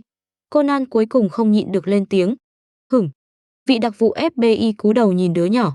Rốt cuộc chuyện này là thế nào? Anh đang làm gì vậy? Conan đã bị hắn làm cho hoàn toàn rối trí, giọng đầy bất lực. Chuyện gì là thế nào? Akai Shuichi sững người. Hai người nhìn nhau đầy khó hiểu trong thang máy. Đúng lúc ấy, cửa thang máy mở ra. Akai Shuichi tiếp tục xách đứa nhỏ ra ngoài. Tôi luôn cảm thấy hôm nay cậu hơi kỳ lạ. Người kỳ lạ rõ ràng là anh mới đúng. Conan âm thầm oán thầm, vẫn bị xách trong tay. Cậu nhìn Akai Shuichi đi tới trước một căn hộ rồi đưa tay nhấn chuông. Một lát sau, từ hệ thống liên lạc cạnh cửa vang lên giọng nam trầm thấp. Anh tới làm gì? Conan sững người. Khoan đã. Giọng nói này hình như hơi quen. Tới giao người cho cậu. Akai Shuichi nhấc Conan lên, lắc lắc trước camera. Cậu làm ăn kiểu gì vậy? Tên này biến trở lại thành trẻ con, chạy lung tung ngoài đường mà cậu cũng mặc kệ. Này, rốt cuộc anh đang nói cái gì vậy? Cậu vốn vẫn luôn mang dáng vẻ này. Biến trở lại thành trẻ con là sao? Trong lúc Conan đang điên cuồng oán thầm, cánh cửa mở ra. Người đàn ông có mái tóc dài màu bạch kim nheo mắt, đánh giá đứa nhỏ đang bị Akai Shuichi xách trong tay. Anh nhặt hàng giả này ở đâu về vậy? Jin. Hoàn toàn không ngờ sẽ gặp kẻ thù lớn nhất của mình tại đây. Conan lập tức thất thanh. Người của tổ chức áo đen tại sao lại ở đây? Akai Shuichi cố ý đưa cậu tới chỗ Jin. Rốt cuộc có ý đồ gì? Ồ. Nghe giọng đứa nhỏ, Jin hơi nhướng mày. Rõ ràng đây chính là phiên bản thu nhỏ của tên kia. Nhưng ánh mắt này. Này, Kudo Shinichi, rốt cuộc cậu bị sao vậy? Akai Shuichi nhìn đứa nhỏ có thái độ thay đổi hoàn toàn khi thấy Jin, không nhịn được cau mày. Bình thường chẳng phải cậu vẫn luôn Jin, Jin gọi hắn sao? Sao bây giờ lại nhìn như gặp kẻ thù? Ai lại gọi kẻ thù như vậy chứ? Conan cau mày, bàn tay đã âm thầm nâng lên, đồng hồ bắn kim gây mê nhắm về phía hai người. Khoan đã, Kudo Shinichi, cậu như vậy. Akai Shuichi cũng cau mày, định nói gì đó nhưng bị Jin cắt ngang. Đây không phải Kudo Shinichi. Jin xoay người bước vào trong. Hoặc nói chính xác hơn, không phải Kudo Shinichi mà chúng ta biết. Bất kể thế nào, cứ vào trong rồi nói rõ. Sau khi bước vào căn hộ, Conan nhanh chóng nhận ra có gì đó không đúng. Hay nói đúng hơn, một số thứ trong căn phòng đã vượt khỏi phạm vi nhận thức của cậu. Chẳng hạn như đôi dép màu xanh lam đặt ở lối vào, giống hệt đôi cậu thường đi ở nhà. Ngay cả vết xước trên mu bàn chân trái cũng hoàn toàn trùng khớp. Đồ của cậu. Chẳng hạn như cuốn tuyển tập vụ án Sherlock Holmes đang mở trên sofa trong phòng khách. Trên gáy sách còn có chữ ký viết tay của Kudo Yusaku. Đồ của cậu. Chẳng hạn như bộ đồng phục trung học quen thuộc đang treo cùng một chiếc áo khoác đen trên giá phía sau cửa phòng khách. Trên áo còn viết rõ mấy chữ lớn, Kudo Shinichi, vẫn là đồ của cậu. Thậm chí trong phòng tắm khép hờ, Conan chỉ liếc qua đã nhìn thấy chiếc bàn chải đánh răng màu xanh lam đặt trong cốc trên bồn rửa mặt. Thương hiệu, kiểu dáng và màu sắc đều đúng loại cậu thường dùng. Đồ của cậu. Còn chiếc bàn chải màu đen đặt bên cạnh thuộc về ai? Cậu hoàn toàn không muốn biết. Khắp căn hộ đều là dấu vết hai người sống cùng nhau. Một trong hai là ai đã quá rõ ràng, người còn lại đương nhiên cũng rõ ràng không kém. Mí mắt Conan bắt đầu co giật. Vụ án bên em kết thúc rồi sao? Nghe thấy tiếng Jin gọi điện, Conan lặng lẽ chuyển ánh mắt sang. Người đàn ông tóc bạch kim hơi cụp mắt, giọng nói, thậm chí có thể gọi là dịu dàng, hoàn toàn khác với hình tượng âm u, tàn nhẫn trong ký ức của cậu. Người đàn ông bị cậu xem là kẻ thù lớn nhất dường như đã biến thành một người hoàn toàn khác. Conan gần như không thể tin nổi. Xử lý xong thì trở về đi. Vừa hay ở nhà xảy ra một chuyện khá thú vị. Jin liếc đứa nhỏ đang lén nhìn mình. Anh đang ở nhà. Conan chớp mắt, luôn cảm thấy từ nhà được nói ra từ miệng người này thật khó tin. Nhưng sau khi chứng kiến một đống thứ còn khó tin hơn, cậu cũng chỉ hơi kinh ngạc một chút. Hơn nữa, về người đang nói chuyện với Jin, Conan đã có một suy đoán cực kỳ táo bạo. Suy đoán ấy khiến cậu bắt đầu mong chờ. Cậu luôn cảm thấy, chỉ cần nhìn thấy người đó, tất cả những chuyện đang khiến đầu óc mình hỗn loạn sẽ lập tức được giải thích rõ ràng. Jin cúp điện thoại, quay sang Akai Shuichi, ở đây không còn chuyện của anh, cho FBI mau trở về ổ đi. Khóe miệng Akai Shuichi giật nhẹ, tôi nói này, gọi tôi như vậy vui lắm sao? Jin trả lời ngắn gọn, đi. Thật muốn bắn cậu một phát. Ngón tay Akai Shuichi giật nhẹ, cố kiềm chế xúc động muốn rút súng. Hay là FBI lại gặp chuyện khó giải quyết? Jin khoanh tay, đứng trước cửa kính lớn, nhướng mày nhìn vị đặc vụ đã thản nhiên ngồi xuống sofa, như thể không phải người ngoài. Cũng không có gì. Akai Shuichi ho nhẹ, nhớ tới lời James đã dặn đi dặn lại trước khi hắn tới. Tôi nhớ quan hệ giữa cậu và Độc Nhãn Xà khá tốt, anh nói Santiago sao? Jin nhớ lại một lát. Tên đó là một đối tác tương đối vừa ý, thuộc kiểu có thể làm bạn thì tuyệt đối không nên trở thành kẻ thù. Câu này dùng để đánh giá cậu còn thích hợp hơn. Akai Shuichi nói, chúng tôi có một điệp viên mất tích trong khu vực do hắn kiểm soát. Tôi muốn hỏi cậu có thể.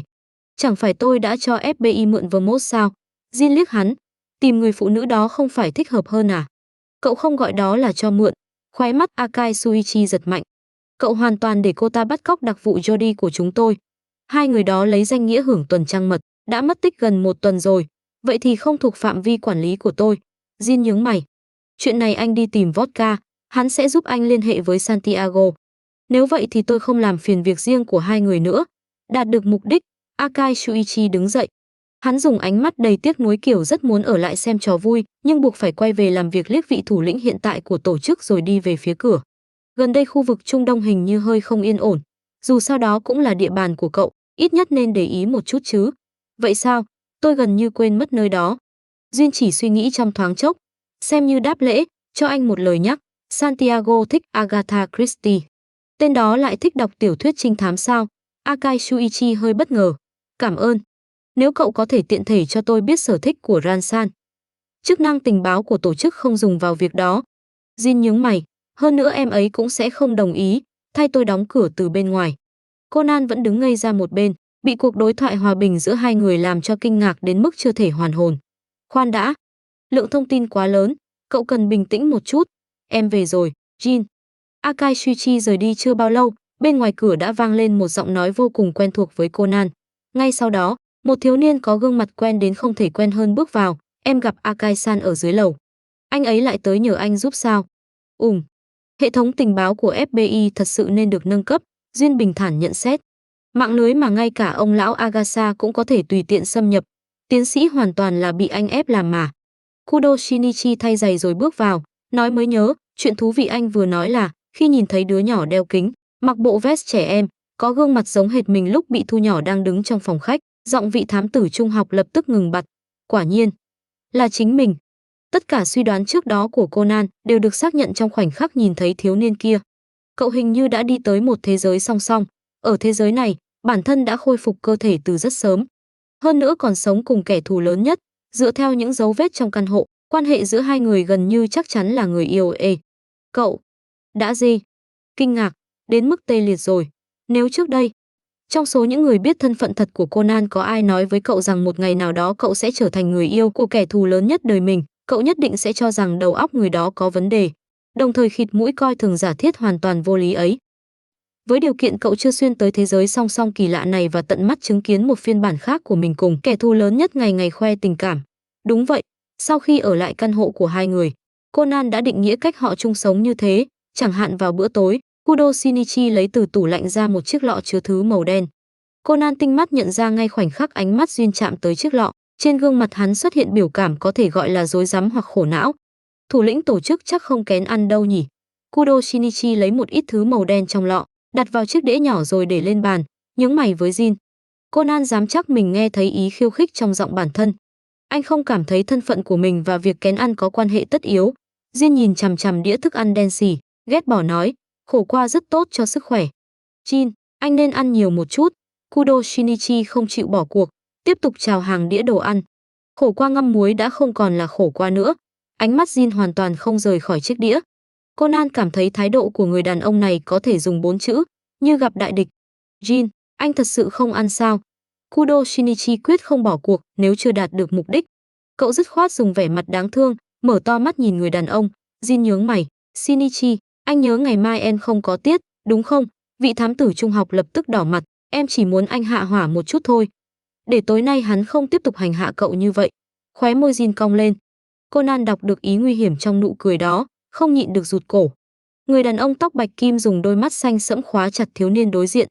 Giọng nói trầm thấp mang theo sự nguy hiểm khiến người ta gần như chìm đắm. Rất tốt, Shinichi. Ngày mai em không cần xuống giường nữa.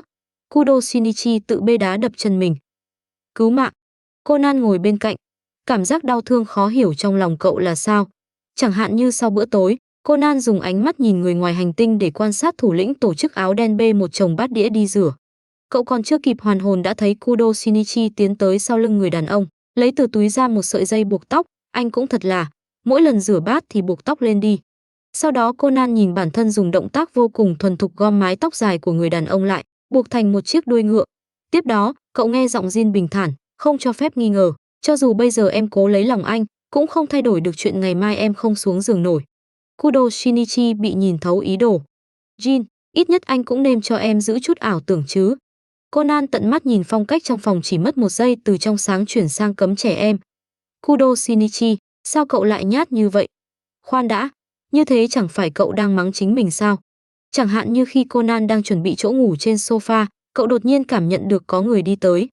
Vừa ngẩng đầu đã nhìn thấy phiên bản trưởng thành của mình, khiến trong lòng không khỏi giật thót. Kudo Shinichi liếc về phía sau, xác nhận người đàn ông không nằm trong tầm mắt rồi đỏ mặt, lén đưa cho Conan một món đồ. Conan nhận lấy, cúi đầu nhìn, một cặp nút bịt tai. Tôi nói hai người này. Conan hạ đôi mày đang giật liên tục, nghiến răng nghiến lợi. Nếu biết ngại thì đừng làm chứ. Cho cậu nút bịt tai là vì lý do cậu đang nghĩ tới, đúng không? Chắc chắn đúng chứ. Chuyện đó. Kudo Shinichi gãi mũi, né tránh trả lời. Dù là Ran hay những người khác, cậu vẫn chưa từng yêu đương, đúng không? Nghe nhiều những thứ này không tốt lắm. Conan cảm thấy tim mình nghẹn lại, bi phẫn nói. Vậy hai người không thể kiềm chế một chút trước mặt tôi sao? Ngược đãi một người độc thân như vậy mà không thấy áy náy à? Kudo Shinichi chớp mắt, vô tội nói. Chẳng phải tôi đã đưa cậu nút bịt tai rồi sao? Conan. Shinichi. Phía sau đột nhiên vang lên giọng nam trầm thấp. Vành tai Kudo Shinichi lập tức tê dại. Thật tình, đừng gọi em như vậy vào lúc này. Người đàn ông vừa tắm xong để trần thân trên, cơ bắp rắn chắc và cân đối. Hắn khẽ cười rồi bước tới. Giọng nói mê hoặc lướt qua bên tai khiến ngay cả Conan cũng bắt đầu đảo mắt sang nơi khác, đưa tay xoa tai.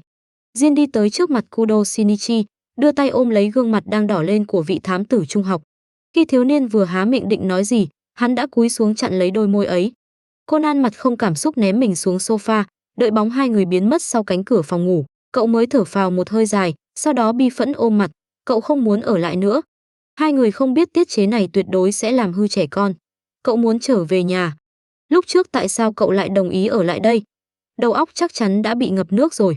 Thời gian quay trở lại khoảnh khắc hai linh hồn thuộc hai thế giới lần đầu gặp nhau. Jin, chuyện này là sao? Kudo Shinichi nhìn đứa nhỏ rõ ràng chính là phiên bản thu nhỏ của mình, kinh ngạc đến mức gần như không nói nổi. Akai Shuichi nhặt được rồi, tưởng tên này là em. Jin ngắn gọn giải thích. Sau đó hắn mang tới đây. Không phải. Kudo Shinichi chỉ vào đứa nhỏ. Đây rõ ràng là em mà. Anh cũng biết đúng không? Đây chính là Edogawa Conan, là em sau khi bị thu nhỏ.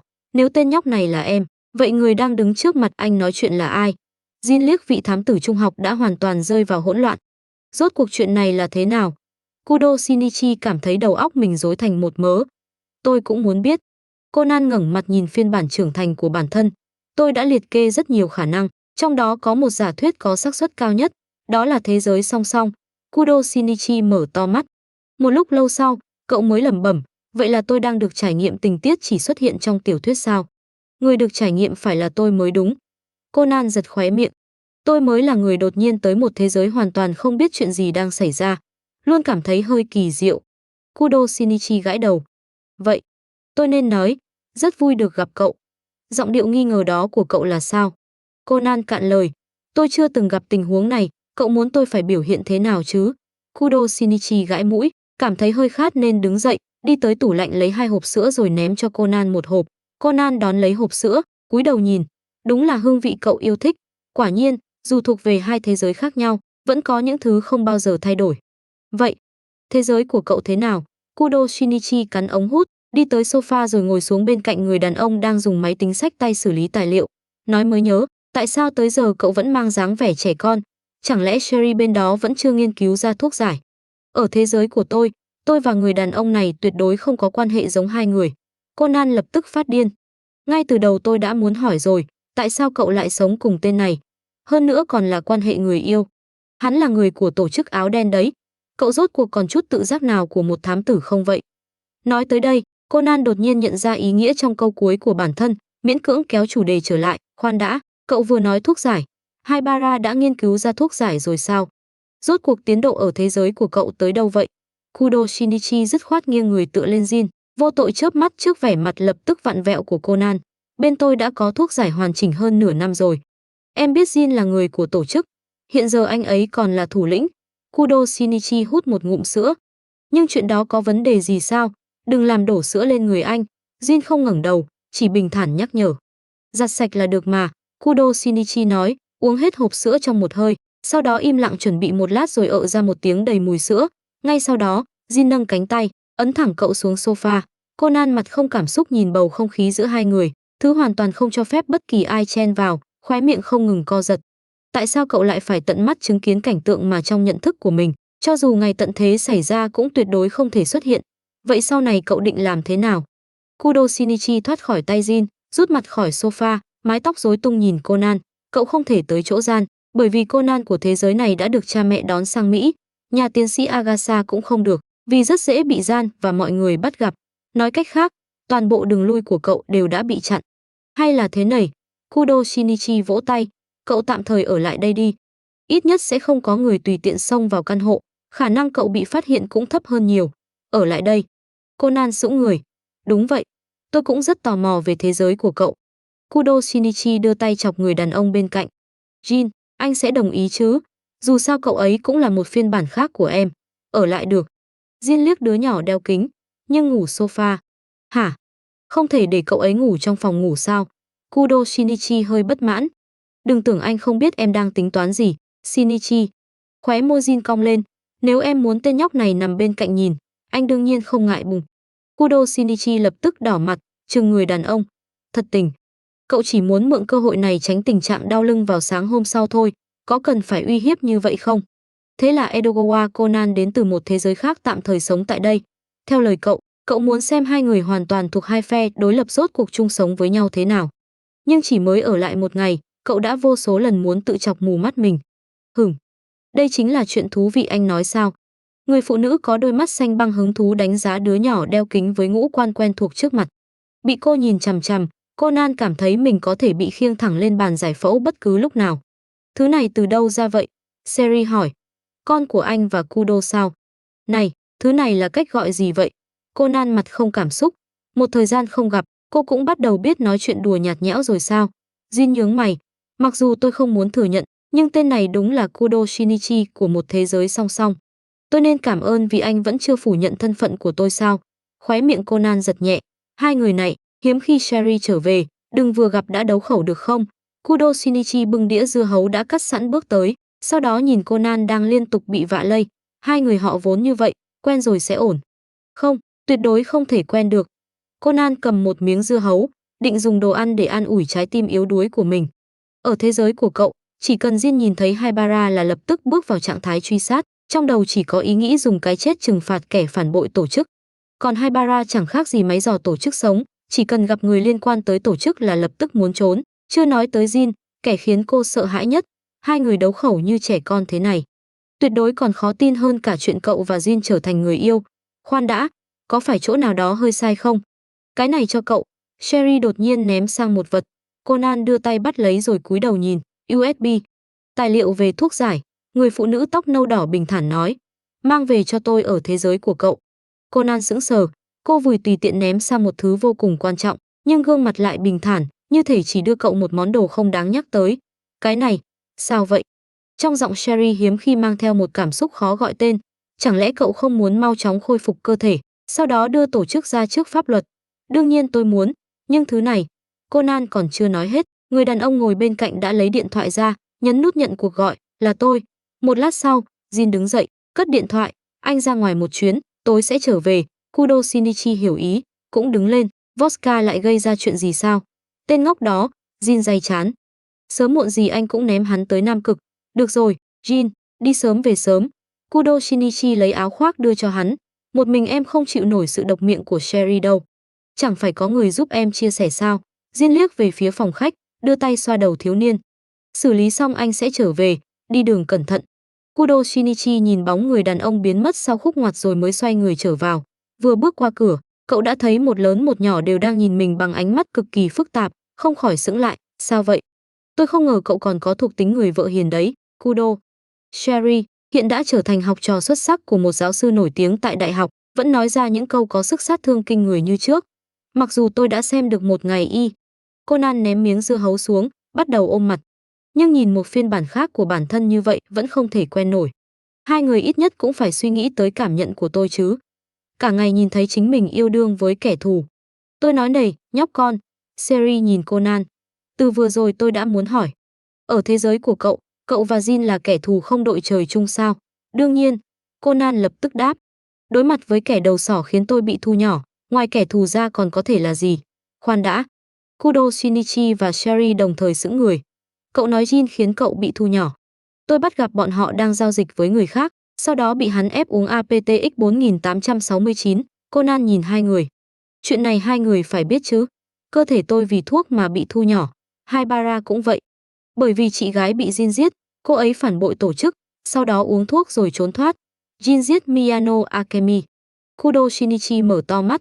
Cậu đang nói đùa sao? Jin có thể giết bất kỳ ai, nhưng tuyệt đối không thể giết Miyano Akemi. Tôi tận mắt nhìn thấy hắn nổ súng bắn cô ấy. Conan cũng mở to mắt. Chẳng lẽ tôi sẽ dùng mạng người để nói đùa sao? Jin tuyệt đối không giết Miyano Akemi. Kudo Shinichi cau mày, đối diện với đứa nhỏ. Bởi vì cô ấy là người phụ nữ anh ấy từng yêu. Hả? Conan mang vẻ mặt không thể tin nổi. Tên đó, từng thích Miyano Akemi. Người đang nói đùa rõ ràng là cậu. Hai người bình tĩnh lại. Sherry lên tiếng. Đừng quên, dù hai người là cùng một người, nhưng lại thuộc về hai thế giới khác nhau. Có một vài khác biệt cũng là chuyện bình thường. Cho dù vậy, nói Jin giết Miyano Akemi cũng quá đáng rồi. Kudo Shinichi bất mãn bĩu môi. Anh ấy vô cùng coi trọng cô ấy. Người quá đáng là cậu mới đúng. Conan nhỏ giọng phản bác. Tự nhiên lại nói những chuyện đáng sợ như dân thích ai đó. Xem ra tiến trình của hai thế giới có khác biệt rất lớn. Sherry suy nghĩ một lát. Dường như vấn đề bắt đầu từ chị gái tôi. Sau đó, cô gái có đôi mắt xanh băng kể ngắn gọn cho Conan nghe những chuyện không thể không nói giữa Jin và chị gái mình. Cậu nói, Conan kinh ngạc mở to mắt. Jin từng được Miyano Akemi cứu, sau đó luôn âm thầm bảo vệ cô ấy khỏi tổ chức. Thậm chí lúc cô ấy bí mật nghiên cứu thuốc giải, hắn còn giúp che giấu. Cậu chắc người đang nói tới là Jin, chứ không phải người khác sao? Ở thế giới của tôi hoàn toàn không phải vậy. Nghe Conan kể tình hình của thế giới bên kia, Kudo Shinichi cũng đầy kinh ngạc. Cậu nói Akai Suichi và Miyano Akemi từng là người yêu. Sau đó Jin giết Miyano Akemi vì cô ấy muốn rời khỏi tổ chức. Không thể nào. Người đàn ông kia hiện giờ còn đang bám sát Ran không chịu buông. Tôi mới cảm thấy cậu đang nói đùa. Conan vừa nói xong thì đột nhiên khựng lại. Khoan đã, Akai Suichi và Ran là chuyện gì? Chính là ý cậu đang nghĩ. Nhắc tới người đàn ông muốn cướp cô bạn Thanh Mai Trúc Mã, Kudo Shinichi lập tức tức giận. Tên đó đang theo đuổi Ran. Đã hơn nửa năm rồi, chỉ là Ran vẫn chưa đồng ý. Vậy mà hắn còn muốn nhờ Jin sử dụng hệ thống tình báo của tổ chức để giúp đỡ. Đúng là một tên đáng ghét. Conan siết chặt nắm tay. Đã là một ông chú mà còn muốn theo đuổi Ran. Cậu cứ đứng nhìn sao? Kudo Shinichi bất lực giơ tay, chỉ riêng việc đề phòng hắn cướp Jin đã đủ khiến tôi bận rồi. Tôi luôn cảm thấy người đàn ông đó có ý đồ bất chính với Jin ôi. Vậy Akai Shuichi ở thế giới này thật ra là kiểu nam nữ đều không từ chối sao? Conan cảm thấy thế giới này càng ngày càng hỗn loạn. Tôi nói hai người định lạc đề tới bao giờ? Sherry đã tận mắt nhìn chủ đề lệch sang một hướng kỳ quái từ lâu, cuối cùng không nhịn được chen vào. Cô hất cằm nhìn hai người, hai tên ngốc cộng lại, quả nhiên chỉ có thể trở nên ngu hơn sao. Conan lại một lần bị nọc độc bắn trúng, nhất thời nghẹn lời. Khóe miệng Kudo Shinichi giật nhẹ, cậu không thể nói chuyện theo cách bình thường hơn sao? Thật xin lỗi, Sherry xin lỗi mà không hề có chút thành ý. Tôi chỉ cảm thấy cảnh Kudo và Edogawa cùng xuất hiện thật sự quá hiếm, nên hơi hưng phấn. Kudo Shinichi lập tức cảnh giác lùi về phía sau, thuộc tính cuồng nghiên cứu được giải phóng hoàn toàn. Sherry không biết lấy từ đâu ra một ống tiêm. Edogawa, có thể cho tôi lấy một chút máu của cậu không? Conan, Haibara ở thế giới này đáng sợ quá. Edogawa Conan vốn định quan sát thật kỹ thế giới này, nhưng lại bị Sherry sau khi không còn ràng buộc, hoàn toàn giải phóng bản chất cuồng nghiên cứu làm cho kinh hãi. Cậu còn chưa kịp hoàn hồn đã bị Kudo Shinichi kéo khỏi căn hộ. Hai người chạy vào thang máy đang đi xuống, cùng chống đầu gối thở dốc. Conan lau mồ hôi trên trán. Haibara ở đây vốn đáng sợ như vậy sao? Bây giờ cậu mới biết à? Kudo Shinichi điều chỉnh hơi thở rồi đứng thẳng. Không hiểu sao tôi lại đột nhiên cảm thấy ngưỡng mộ cậu. Tôi mới là người phải ngưỡng mộ cậu. Conan nói. Mặc dù ở đây vẫn có rất nhiều chuyện khiến tôi không quen, nhưng thế giới này tốt hơn chỗ tôi rất nhiều. Không có những lần đấu trí sinh tử với tổ chức áo đen. Haibara không cần sống trong sợ hãi. Gian cũng không phải ngày ngày chờ đợi một người mãi không thể xuất hiện trước mặt mình. Cậu đến. Conan ngẩng đầu, nghiêm túc nhìn phiên bản trưởng thành của bản thân. Rốt cuộc đã làm thế nào? Một mình tôi không thể làm được. Chủ yếu là nhờ Jin. Kudo Shinichi gãi mũi. Cậu và tôi là cùng một người, vì vậy chắc chắn cậu hiểu giấc mơ của tôi. Tôi muốn thế giới này không còn những hành vi phạm pháp, tội ác. Nhưng chuyện đó không thể chỉ dựa vào một mình tôi. Trên thế giới vẫn còn những thế lực mà sức mạnh của chúng ta hoàn toàn không thể lay chuyển. Giống như tổ chức trong thế giới của Conan. Vì vậy, Conan dường như đã hiểu ra điều gì. Vì vậy Jin vẫn luôn giúp tôi. Nghĩ tới người đàn ông ấy, đường nét gương mặt Kudo Shinichi vô thức trở nên dịu dàng. Anh ấy dùng phương thức của mình để giúp tôi hoàn thành giấc mơ. Cuối cùng tình hình biến thành dáng vẻ kỳ lạ hiện giờ. Tổ chức áo đen thậm chí có thể chung sống hòa bình với FBI. Mặc dù tôi vẫn nhìn tên đặc vụ ngoại đạo kia không vừa mắt. Hiện giờ có lẽ đã rất khó để định nghĩa tính chất của tổ chức áo đen. Conan lẩm bẩm. Trước đây Jin nói muốn chuyển đổi mô hình hoạt động của tổ chức, sau này tập trung vào lĩnh vực tình báo. Kudo Shinichi chống cằm, như vậy tổ chức sẽ dần trở nên trung lập. Tôi cảm thấy khá tốt. Chỉ không biết tiến độ hiện giờ thế nào rồi. Không ngờ cậu lại suy nghĩ những chuyện như thế. Conan gãi đầu. Cậu thật sự vẫn là Kudo Shinichi sao? Tôi đương nhiên là Kudo Shinichi. Vị thám tử trung học nhìn phiên bản thu nhỏ của mình. Nhưng đồng thời, tôi cũng là người đứng bên cạnh Jin. Trong lúc hai người trò chuyện, thang máy đã xuống tới tầng 1, cửa vừa mở, họ đã nhìn thấy hai người phụ nữ tóc vàng, mắt xanh đứng bên ngoài. Kudo Shinichi và Conan đồng thời sững người. Vermouth, Jody Sensi. Ara, tin của Akai Suichi quả nhiên là thật. Người phụ nữ có dung mạo rực rỡ, diễm lệ đầy hứng thú quan sát một lớn một nhỏ trước mặt. Hai chú mèo nhỏ cùng xuất hiện, đúng là hiếm thấy. Ai là Kitty chứ? Kudo Shinichi và Conan đồng thanh. Phản ứng hoàn toàn giống nhau khiến Vermouth che miệng cười. Được rồi, Vermouth. Náo nhiệt cũng đã xem xong, mau đi thôi. Người phụ nữ tóc ngắn đẩy kính, bỏ việc nhiều ngày như vậy. James chắc sắp phát điên rồi. Ai bảo ông ta giao cho em quá nhiều việc. Vermouth bất mãn. Hại tôi chỉ có thể nghĩ cách bắt cóc em. Ông lão đó đáng đời. Giọng điệu của cô bây giờ hoàn toàn giống một người vợ oán trách. Jody liếc cô một cái, thản nhiên nói. Tôi mặc kệ. Vermouth nheo mắt. Lần này tôi phải nghiêm túc nói chuyện với ông ta. Chuyện nửa đêm gọi em đi làm tuyệt đối không được xảy ra lần nữa. Này. Gương mặt Jody lập tức đỏ lên. Cô liếc hai người đang đứng sững trong thang máy rồi vội kéo người phụ nữ không biết giữ miệng kia đi. Em kéo tôi làm gì? Tôi nói không đúng sao? Cho dù đúng, cô cũng không cần nói thẳng ra như vậy. Ở đây còn có người khác. Vậy nghĩa là khi không có người khác thì được sao? Vermouth. Tiếng trò chuyện của hai người dần xa. Conan cứng đờ quay sang Kudo Shinichi. Hai người họ. Lại là tình huống gì? Kudo Shinichi biết chuyện giữa hai người, nhưng cũng không ngờ tiến triển đã nhanh đến mức này. Đối diện với vẻ mặt khiếp sợ của đứa nhỏ, cậu chỉ có thể đáp, chính là những gì cậu vừa nhìn thấy. Một phiên bản khác của cậu ở bên Jin. Akai Suichi đang theo đuổi Gian. Bây giờ tới Vermouth và Jody Sensei cũng. Rốt cuộc thế giới này bị làm sao vậy? Edogawa Conan, tên thật Kudo Shinichi, vì bắt gặp giao dịch của tổ chức áo đen nên bị ép uống thuốc độc, nhưng do tác dụng phụ, cơ thể cậu bị thu nhỏ. Với quyết tâm đưa tổ chức ra trước pháp luật, Vị thám tử trung học dùng tên giả Edogawa Conan, tạm thời sống nhờ tại nhà cô bạn thanh mai trúc mã Morizan. Một mặt cậu giúp thám tử Mori Kogoro phá án, mặt khác âm thầm truy tìm tung tích những kẻ mặc áo đen. Conan ngồi dậy giữa bóng tối. Nghe tiếng ngáy quen thuộc của Mori Kogoro từ chiếc giường cách đó không xa, cậu thở phào một hơi dài. Đây mới là thế giới của cậu. Những chuyện kỳ quái như đột nhiên xuyên tới một thế giới khác, sau đó gặp một phiên bản khác của chính mình cùng hàng loạt con người và sự việc càng khó hiểu hơn. Chắc chắn chỉ là một giấc mơ thôi, cậu và Jin trở thành người yêu, còn sống chung dưới một mái nhà ở. Chuyện đó làm sao có thể xảy ra được? Conan vừa cười khan vừa đưa tay về phía đầu giường, định cầm đồng hồ lên xem giờ, nhưng đầu ngón tay lại chạm phải một vật nhỏ lạnh lẽo. Đây là chiếc USB mà Sherry ở thế giới kia đưa cho cậu, nói rằng bên trong chứa tài liệu về thuốc giải APTX 4869. Vậy những trải nghiệm mà cậu vẫn tưởng chỉ là một giấc mơ, thật ra đều đã xảy ra sao? Conan cầm chiếc USB, ngồi ngây người. Thôi vậy, ngày mai cứ mang thứ này tới tìm Haibara trước. Ý cậu là cậu đã tới một thế giới song song, mà Haibara ai ở đó đã nghiên cứu thành công thuốc giải. Cô gái có đôi mắt xanh băng đặt tạp chí thời trang trong tay xuống. Sau đó cô ấy còn đưa tài liệu cho cậu để chuyển lại cho tớ. Nếu những lời cậu nói là thật thì... Đương nhiên là thật. Conan đưa chiếc USB trong tay cho Haibara ai. Cậu mở ra xem đi, như vậy sẽ biết tôi có nói dối hay không. Haibara ai nửa tin nửa ngờ cắm USB vào máy tính, mở tài liệu bên trong ra xem. Chỉ mới đọc vài trang, vẻ mặt cô đã lập tức trở nên nghiêm túc. Là thật. Cô lẩm bẩm. Hóa ra ở thế giới đó, tớ đã thành công từ rất lâu rồi sao? Sau đó Haibara ai nghiến răng, đáng ghét, thua mất rồi. Tôi nói này, cậu đang so tài với ai vậy? Khóe miệng Conan giật nhẹ. Có tài liệu này, cậu có thể nhanh chóng chế tạo thuốc giải không? Đương nhiên. Haibara ai vừa nhìn màn hình vừa đáp. Khoảng 2-3 ngày là hoàn thành. Chỉ có điều chưa chắc thuốc được chế tạo ở thế giới này có đạt hiệu quả giống hệt hay không. Cô dừng lại một chút rồi hỏi. Này, Kudo, thế giới đó rốt cuộc như thế nào?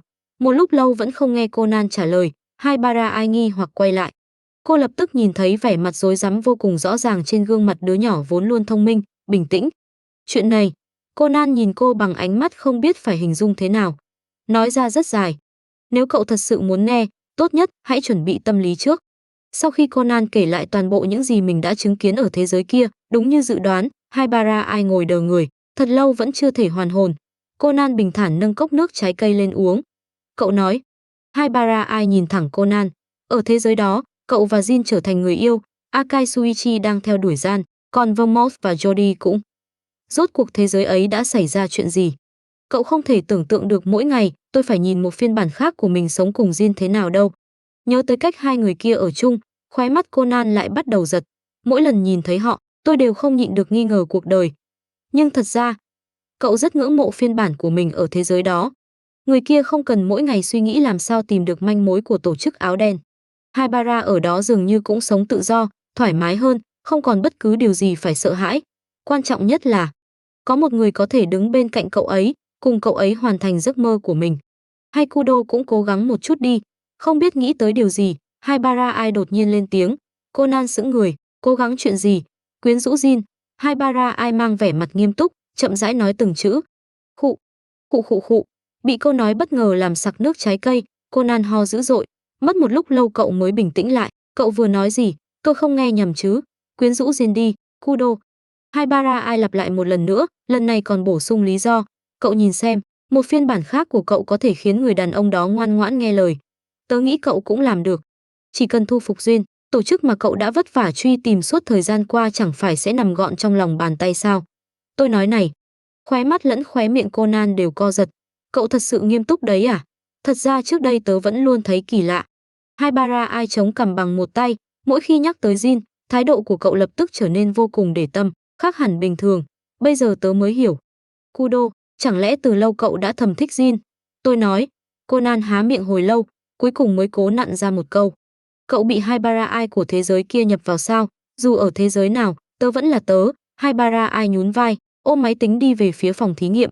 Nếu mọi việc thuận lợi, chúng ta sẽ sớm khôi phục cơ thể ban đầu. Đó là câu áp chót Haibara ai nói với Edogawa Conan trong hình dáng hiện tại. Câu cuối cùng xuất hiện một tuần sau đó, khi cô ném cho cậu một viên thuốc màu trắng, thành công rồi. Vì cha mẹ Edogawa Conan có việc gấp, phải lập tức ra nước ngoài. Cậu gọi điện cho Moriran và Mori Kogoro trên đường tới sân bay, đi cùng cậu còn có Haibara ai, người được tiến sĩ Agasa đưa ra nước ngoài để tìm cha mẹ. Hai đứa trẻ đột ngột rời đi mà không hề báo trước khiến Jan vô cùng buồn bã. Toàn bộ đội thám tử nhí cũng rơi vào trạng thái sa sút. Conan thật quá đáng.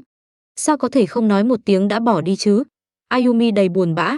Nếu chúng ta không tới hỏi Rani-chan, có lẽ ngay cả lúc cậu ấy rời đi cũng không biết. Đúng vậy, Conan và Haibara đều hơi quá đáng. Mitsuhiko nhớ tới cô gái có lẽ sẽ không còn được gặp lại, trong lòng cũng tràn đầy lưu luyến. Nhưng may là Shinichi Naichan đã trở về, nhìn hai người vẫn ủ rũ, Genta nghĩ một lát rồi cố tìm chủ đề khiến họ vui hơn. Có thám tử lừng danh Kudo Shinichi ở đây, chúng ta sẽ có thêm rất nhiều vụ án để điều tra. Vậy chúng ta tới tìm Shinichi Naichan đi. Mitsuhiko cũng phối hợp với Genta an ủi Ayumi, chúng ta là đội thám tử nhí mà. Thế là mấy đứa trẻ lấy lại tinh thần, cùng nhau lên đường tới dinh thự Kudo. Nhưng mà, Kudo Shinichi hiện giờ không ở đó. Mặc dù đã khôi phục thân phận thật, tổ chức áo đen vẫn chưa bị đưa ra trước pháp luật. Kudo Shinichi và Sherry vẫn đang ở trong tình trạng nguy hiểm, thậm chí còn dễ bị phát hiện hơn trước. Vì vậy, Kudo Shinichi ngày càng kín tiếng đã thuê một căn hộ đối diện văn phòng thám tử Mori. Cậu cũng chưa quay lại trường, gần như sống trong trạng thái ẩn cư. Haibara Ai sau khi khôi phục hình dáng Sherry đã ra nước ngoài. Theo lời cô, trước khi Kudo Shinichi bắt được Jin, cô tuyệt đối sẽ không trở về. Người phụ nữ này đang nghĩ gì vậy chứ? Cứ tiếp tục như vậy, cậu sẽ thật sự bị cô tẩy não, chạy đi theo đuổi Jin mất. Cho dù ở thế giới kia, hai người họ có thể ở bên nhau, cũng không có nghĩa cậu và Jin của thế giới này có thể. Dừng lại. Kudo Shinichi, tuyệt đối không được có suy nghĩ như vậy. Ngay cả một chút cũng không được. Phải bóp chết nó ngay từ khi còn chưa kịp nảy mầm. Kudo Shinichi, người sắp biến thành một kẻ ru rú trong nhà, thở dài rồi mở tủ lạnh. Nhưng cậu đau khổ phát hiện bên trong đã hoàn toàn trống rỗng. Nếu không ra ngoài, cậu sẽ phải chịu đói. Kudo Shinichi suy nghĩ một lát, mặc áo hoodie, kéo mũ trùm đầu lên, đội thêm mũ lưỡi chai rồi rời khỏi nhà. Chỉ cần nhanh chóng bắt được những người đó, cậu có thể đường đường chính chính sống dưới ánh mặt trời, không cần lúc nào cũng đề phòng bàn tay đen tối sẽ bất ngờ vươn ra từ phía sau. Đột nhiên cảm thấy khi làm Conan cũng không phải hoàn toàn không có lợi. Kudo Shinichi giơ tay xem giờ. Thời điểm này vừa hay cửa hàng tiện lợi bắt đầu giảm giá. Có lẽ cậu sẽ tìm được loại bánh chanh mình thích. Vậy phải đi nhanh hơn. Bước chân đang nhẹ nhàng của Kudo Shinichi lập tức dừng lại khi ánh mắt cậu bắt được bóng người vừa lướt qua góc phố phía trước. Đó là... không thể nhầm được. Người đó. Cậu tuyệt đối không thể nhận sai. Jin. Kudo Shinichi lập tức chạy về phía bóng người vừa biến mất. Bên phía cậu chuẩn bị thế nào rồi? Người đàn ông mặc áo khoác đen bước vào con hẻm tối, trầm giọng nói qua điện thoại, có tin tức về tên đó chưa? Không biết người bên kia nói gì, khóe môi hắn chậm rãi cong lên, để lộ nụ cười lạnh lẽo như đến từ vực sâu. Tôi biết rồi, trước mắt cứ ở đó quan sát tình hình, để tên đó sống thêm một đêm. Jin vừa định cúp điện thoại thì động tác bất chợt khựng lại. Bàn tay trái theo phản xạ lập tức chạm tới chuôi súng bên hông. Kudo Shinichi đi theo bóng người màu đen tới trước một con hẻm tối om rồi dừng lại ở lối vào. Nhìn bóng tối đen đặc phía trước, cậu không nhịn được cau mày, có nên đuổi theo không? Bóng tối trước mặt giống như miệng của một con quái vật khổng lồ, cũng tựa vực sâu không đáy. Bàn tay phải của Kudo Shinichi vô thức nắm lấy bức tường lạnh lẽo bên cạnh, trong lòng do dự. Khó khăn lắm mới tìm được tung tích của tổ chức áo đen, sao cậu có thể dễ dàng từ bỏ? Kudo Shinichi siết chặt nắm tay, bước vào bóng tối. Ngay sau đó, cậu cảm thấy một vật cứng lạnh lẽo áp vào sau gáy. Cậu là ai? Giọng người đàn ông từng nghe ở một thế giới khác vang lên phía sau. Nhưng dường như lại có vài điểm khác biệt. Nếu nhất định phải hình dung, giọng Jin của thế giới này giống như một khối đá lạnh cứng, hoàn toàn không có chút tình cảm nào. Lén lút đi theo tôi làm gì? Jin. Cơ thể Kudo Shinichi lập tức cứng đờ, biết thân phận của tôi. Giọng Jin trở nên cảnh giác. Rốt cuộc cậu là ai? Kudo Shinichi cảm nhận nòng súng phía sau đầu ép mạnh hơn. Toàn bộ tế bào trong cơ thể đều đang gào thét nguy hiểm, nhưng cậu chỉ có thể đứng bất động tại chỗ. Không định nói sao? Jin lạnh lùng hỏi. Vậy cũng không cần nói nữa. Trong bóng tối, dường như mọi giác quan ngoài thị giác đều trở nên nhạy bén hơn. Kudo Shinichi cảm thấy mình nghe rõ tiếng cò súng bị kéo, cùng âm thanh kim loại ma sát trong nòng súng. Lý trí điên cuồng thúc giục cậu phải nói gì đó. Thiếu niên đang cứng đờ như một tảng đá lập tức cắn mạnh đầu lưỡi, dùng cơn đau để giành lại khả năng lên tiếng. Nếu tôi nói, tôi muốn theo đuổi anh thì sao? Im lặng. Im lặng, một sự im lặng chết chóc. Khốn kiếp, Haibara Ai. Tất cả đều do cậu làm hại. Cho dù đã ra nước ngoài cũng không chịu buông tha cậu. Rảnh rỗi không có việc gì lại tẩy não cậu làm gì. Bây giờ phải kết thúc thế nào đây? Ồ, người đàn ông vòng tới trước mặt thiếu niên, dùng nòng súng nâng cằm cậu lên. Cậu vừa nói, Jin nheo mắt. Cậu muốn theo đuổi anh, tôi biết anh thích hút thuốc, thích xem opera, thích những món đồ cổ điển. So với xe Nhật, anh thích xe nước ngoài hơn, đặc biệt là Porsche. Anh hơi mắc bệnh sạch sẽ, không thích người khác tùy tiện động vào đồ của mình. Anh biết nấu ăn, hơn nữa còn nấu rất ngon. Anh thích món Tây, thích bít tết 96 phần, cũng thích đồ ăn Hàn, nhưng anh không ăn khổ qua và thịt gà, không thích đồ chua, nhưng lại thích tranh. Lúc rảnh, anh thích tới những rạp chiếu phim cũ để xem phim kinh điển. Đủ rồi, mau dừng lại đi. Không thấy người đàn ông trước mặt đã nheo mắt sao? Mau ngậm miệng lại đi, Kudo Shinichi. Anh biết tại sao tôi hiểu anh như vậy không? Kudo Shinichi cảm thấy mình như bị thứ gì đó nhập vào. Sau khi tuôn ra một tràng dài, cậu vẫn có thể không né tránh, nhìn thẳng vào mắt người đàn ông. Jin, người đã bắt đầu cân nhắc chuyện giết người diệt khẩu, lạnh lùng cong môi. Tại sao? Bởi vì ở một thế giới khác, anh và tôi là người yêu. Nói xong, Kudo Shinichi chỉ muốn tự tát mình trở lại khoảnh khắc còn chưa đuổi theo Jin vào con hẻm này. Lần đầu tiên trong 30 năm sống trên đời, Jin bị một người đuổi vào tận con hẻm để tỏ tình. Khóe miệng hắn hiếm khi xuất hiện xúc động muốn co giật, nhưng chưa kịp nghĩ xem nên xử lý kẻ to gan trước mặt thế nào, khí thế của thiếu niên đối diện đã xẹp xuống như một quả bóng bị chọc thủng. Nếu tôi nói những lời vừa rồi chỉ là đùa, Kudo Shinichi lắp bắp. Anh có tin không? Jin chậm rãi nhắm mắt, cậu cảm thấy, tôi sẽ tin sao? Tôi nói này, nhóc con. Lúc này phải lấy hết can đảm nhào tới cưỡng hôn đại ca mới đúng chứ. Mang tiếng muốn theo đuổi đại ca mà không chịu chủ động thì sao được. Một giọng nói quen thuộc đột nhiên vang lên từ túi áo người đàn ông.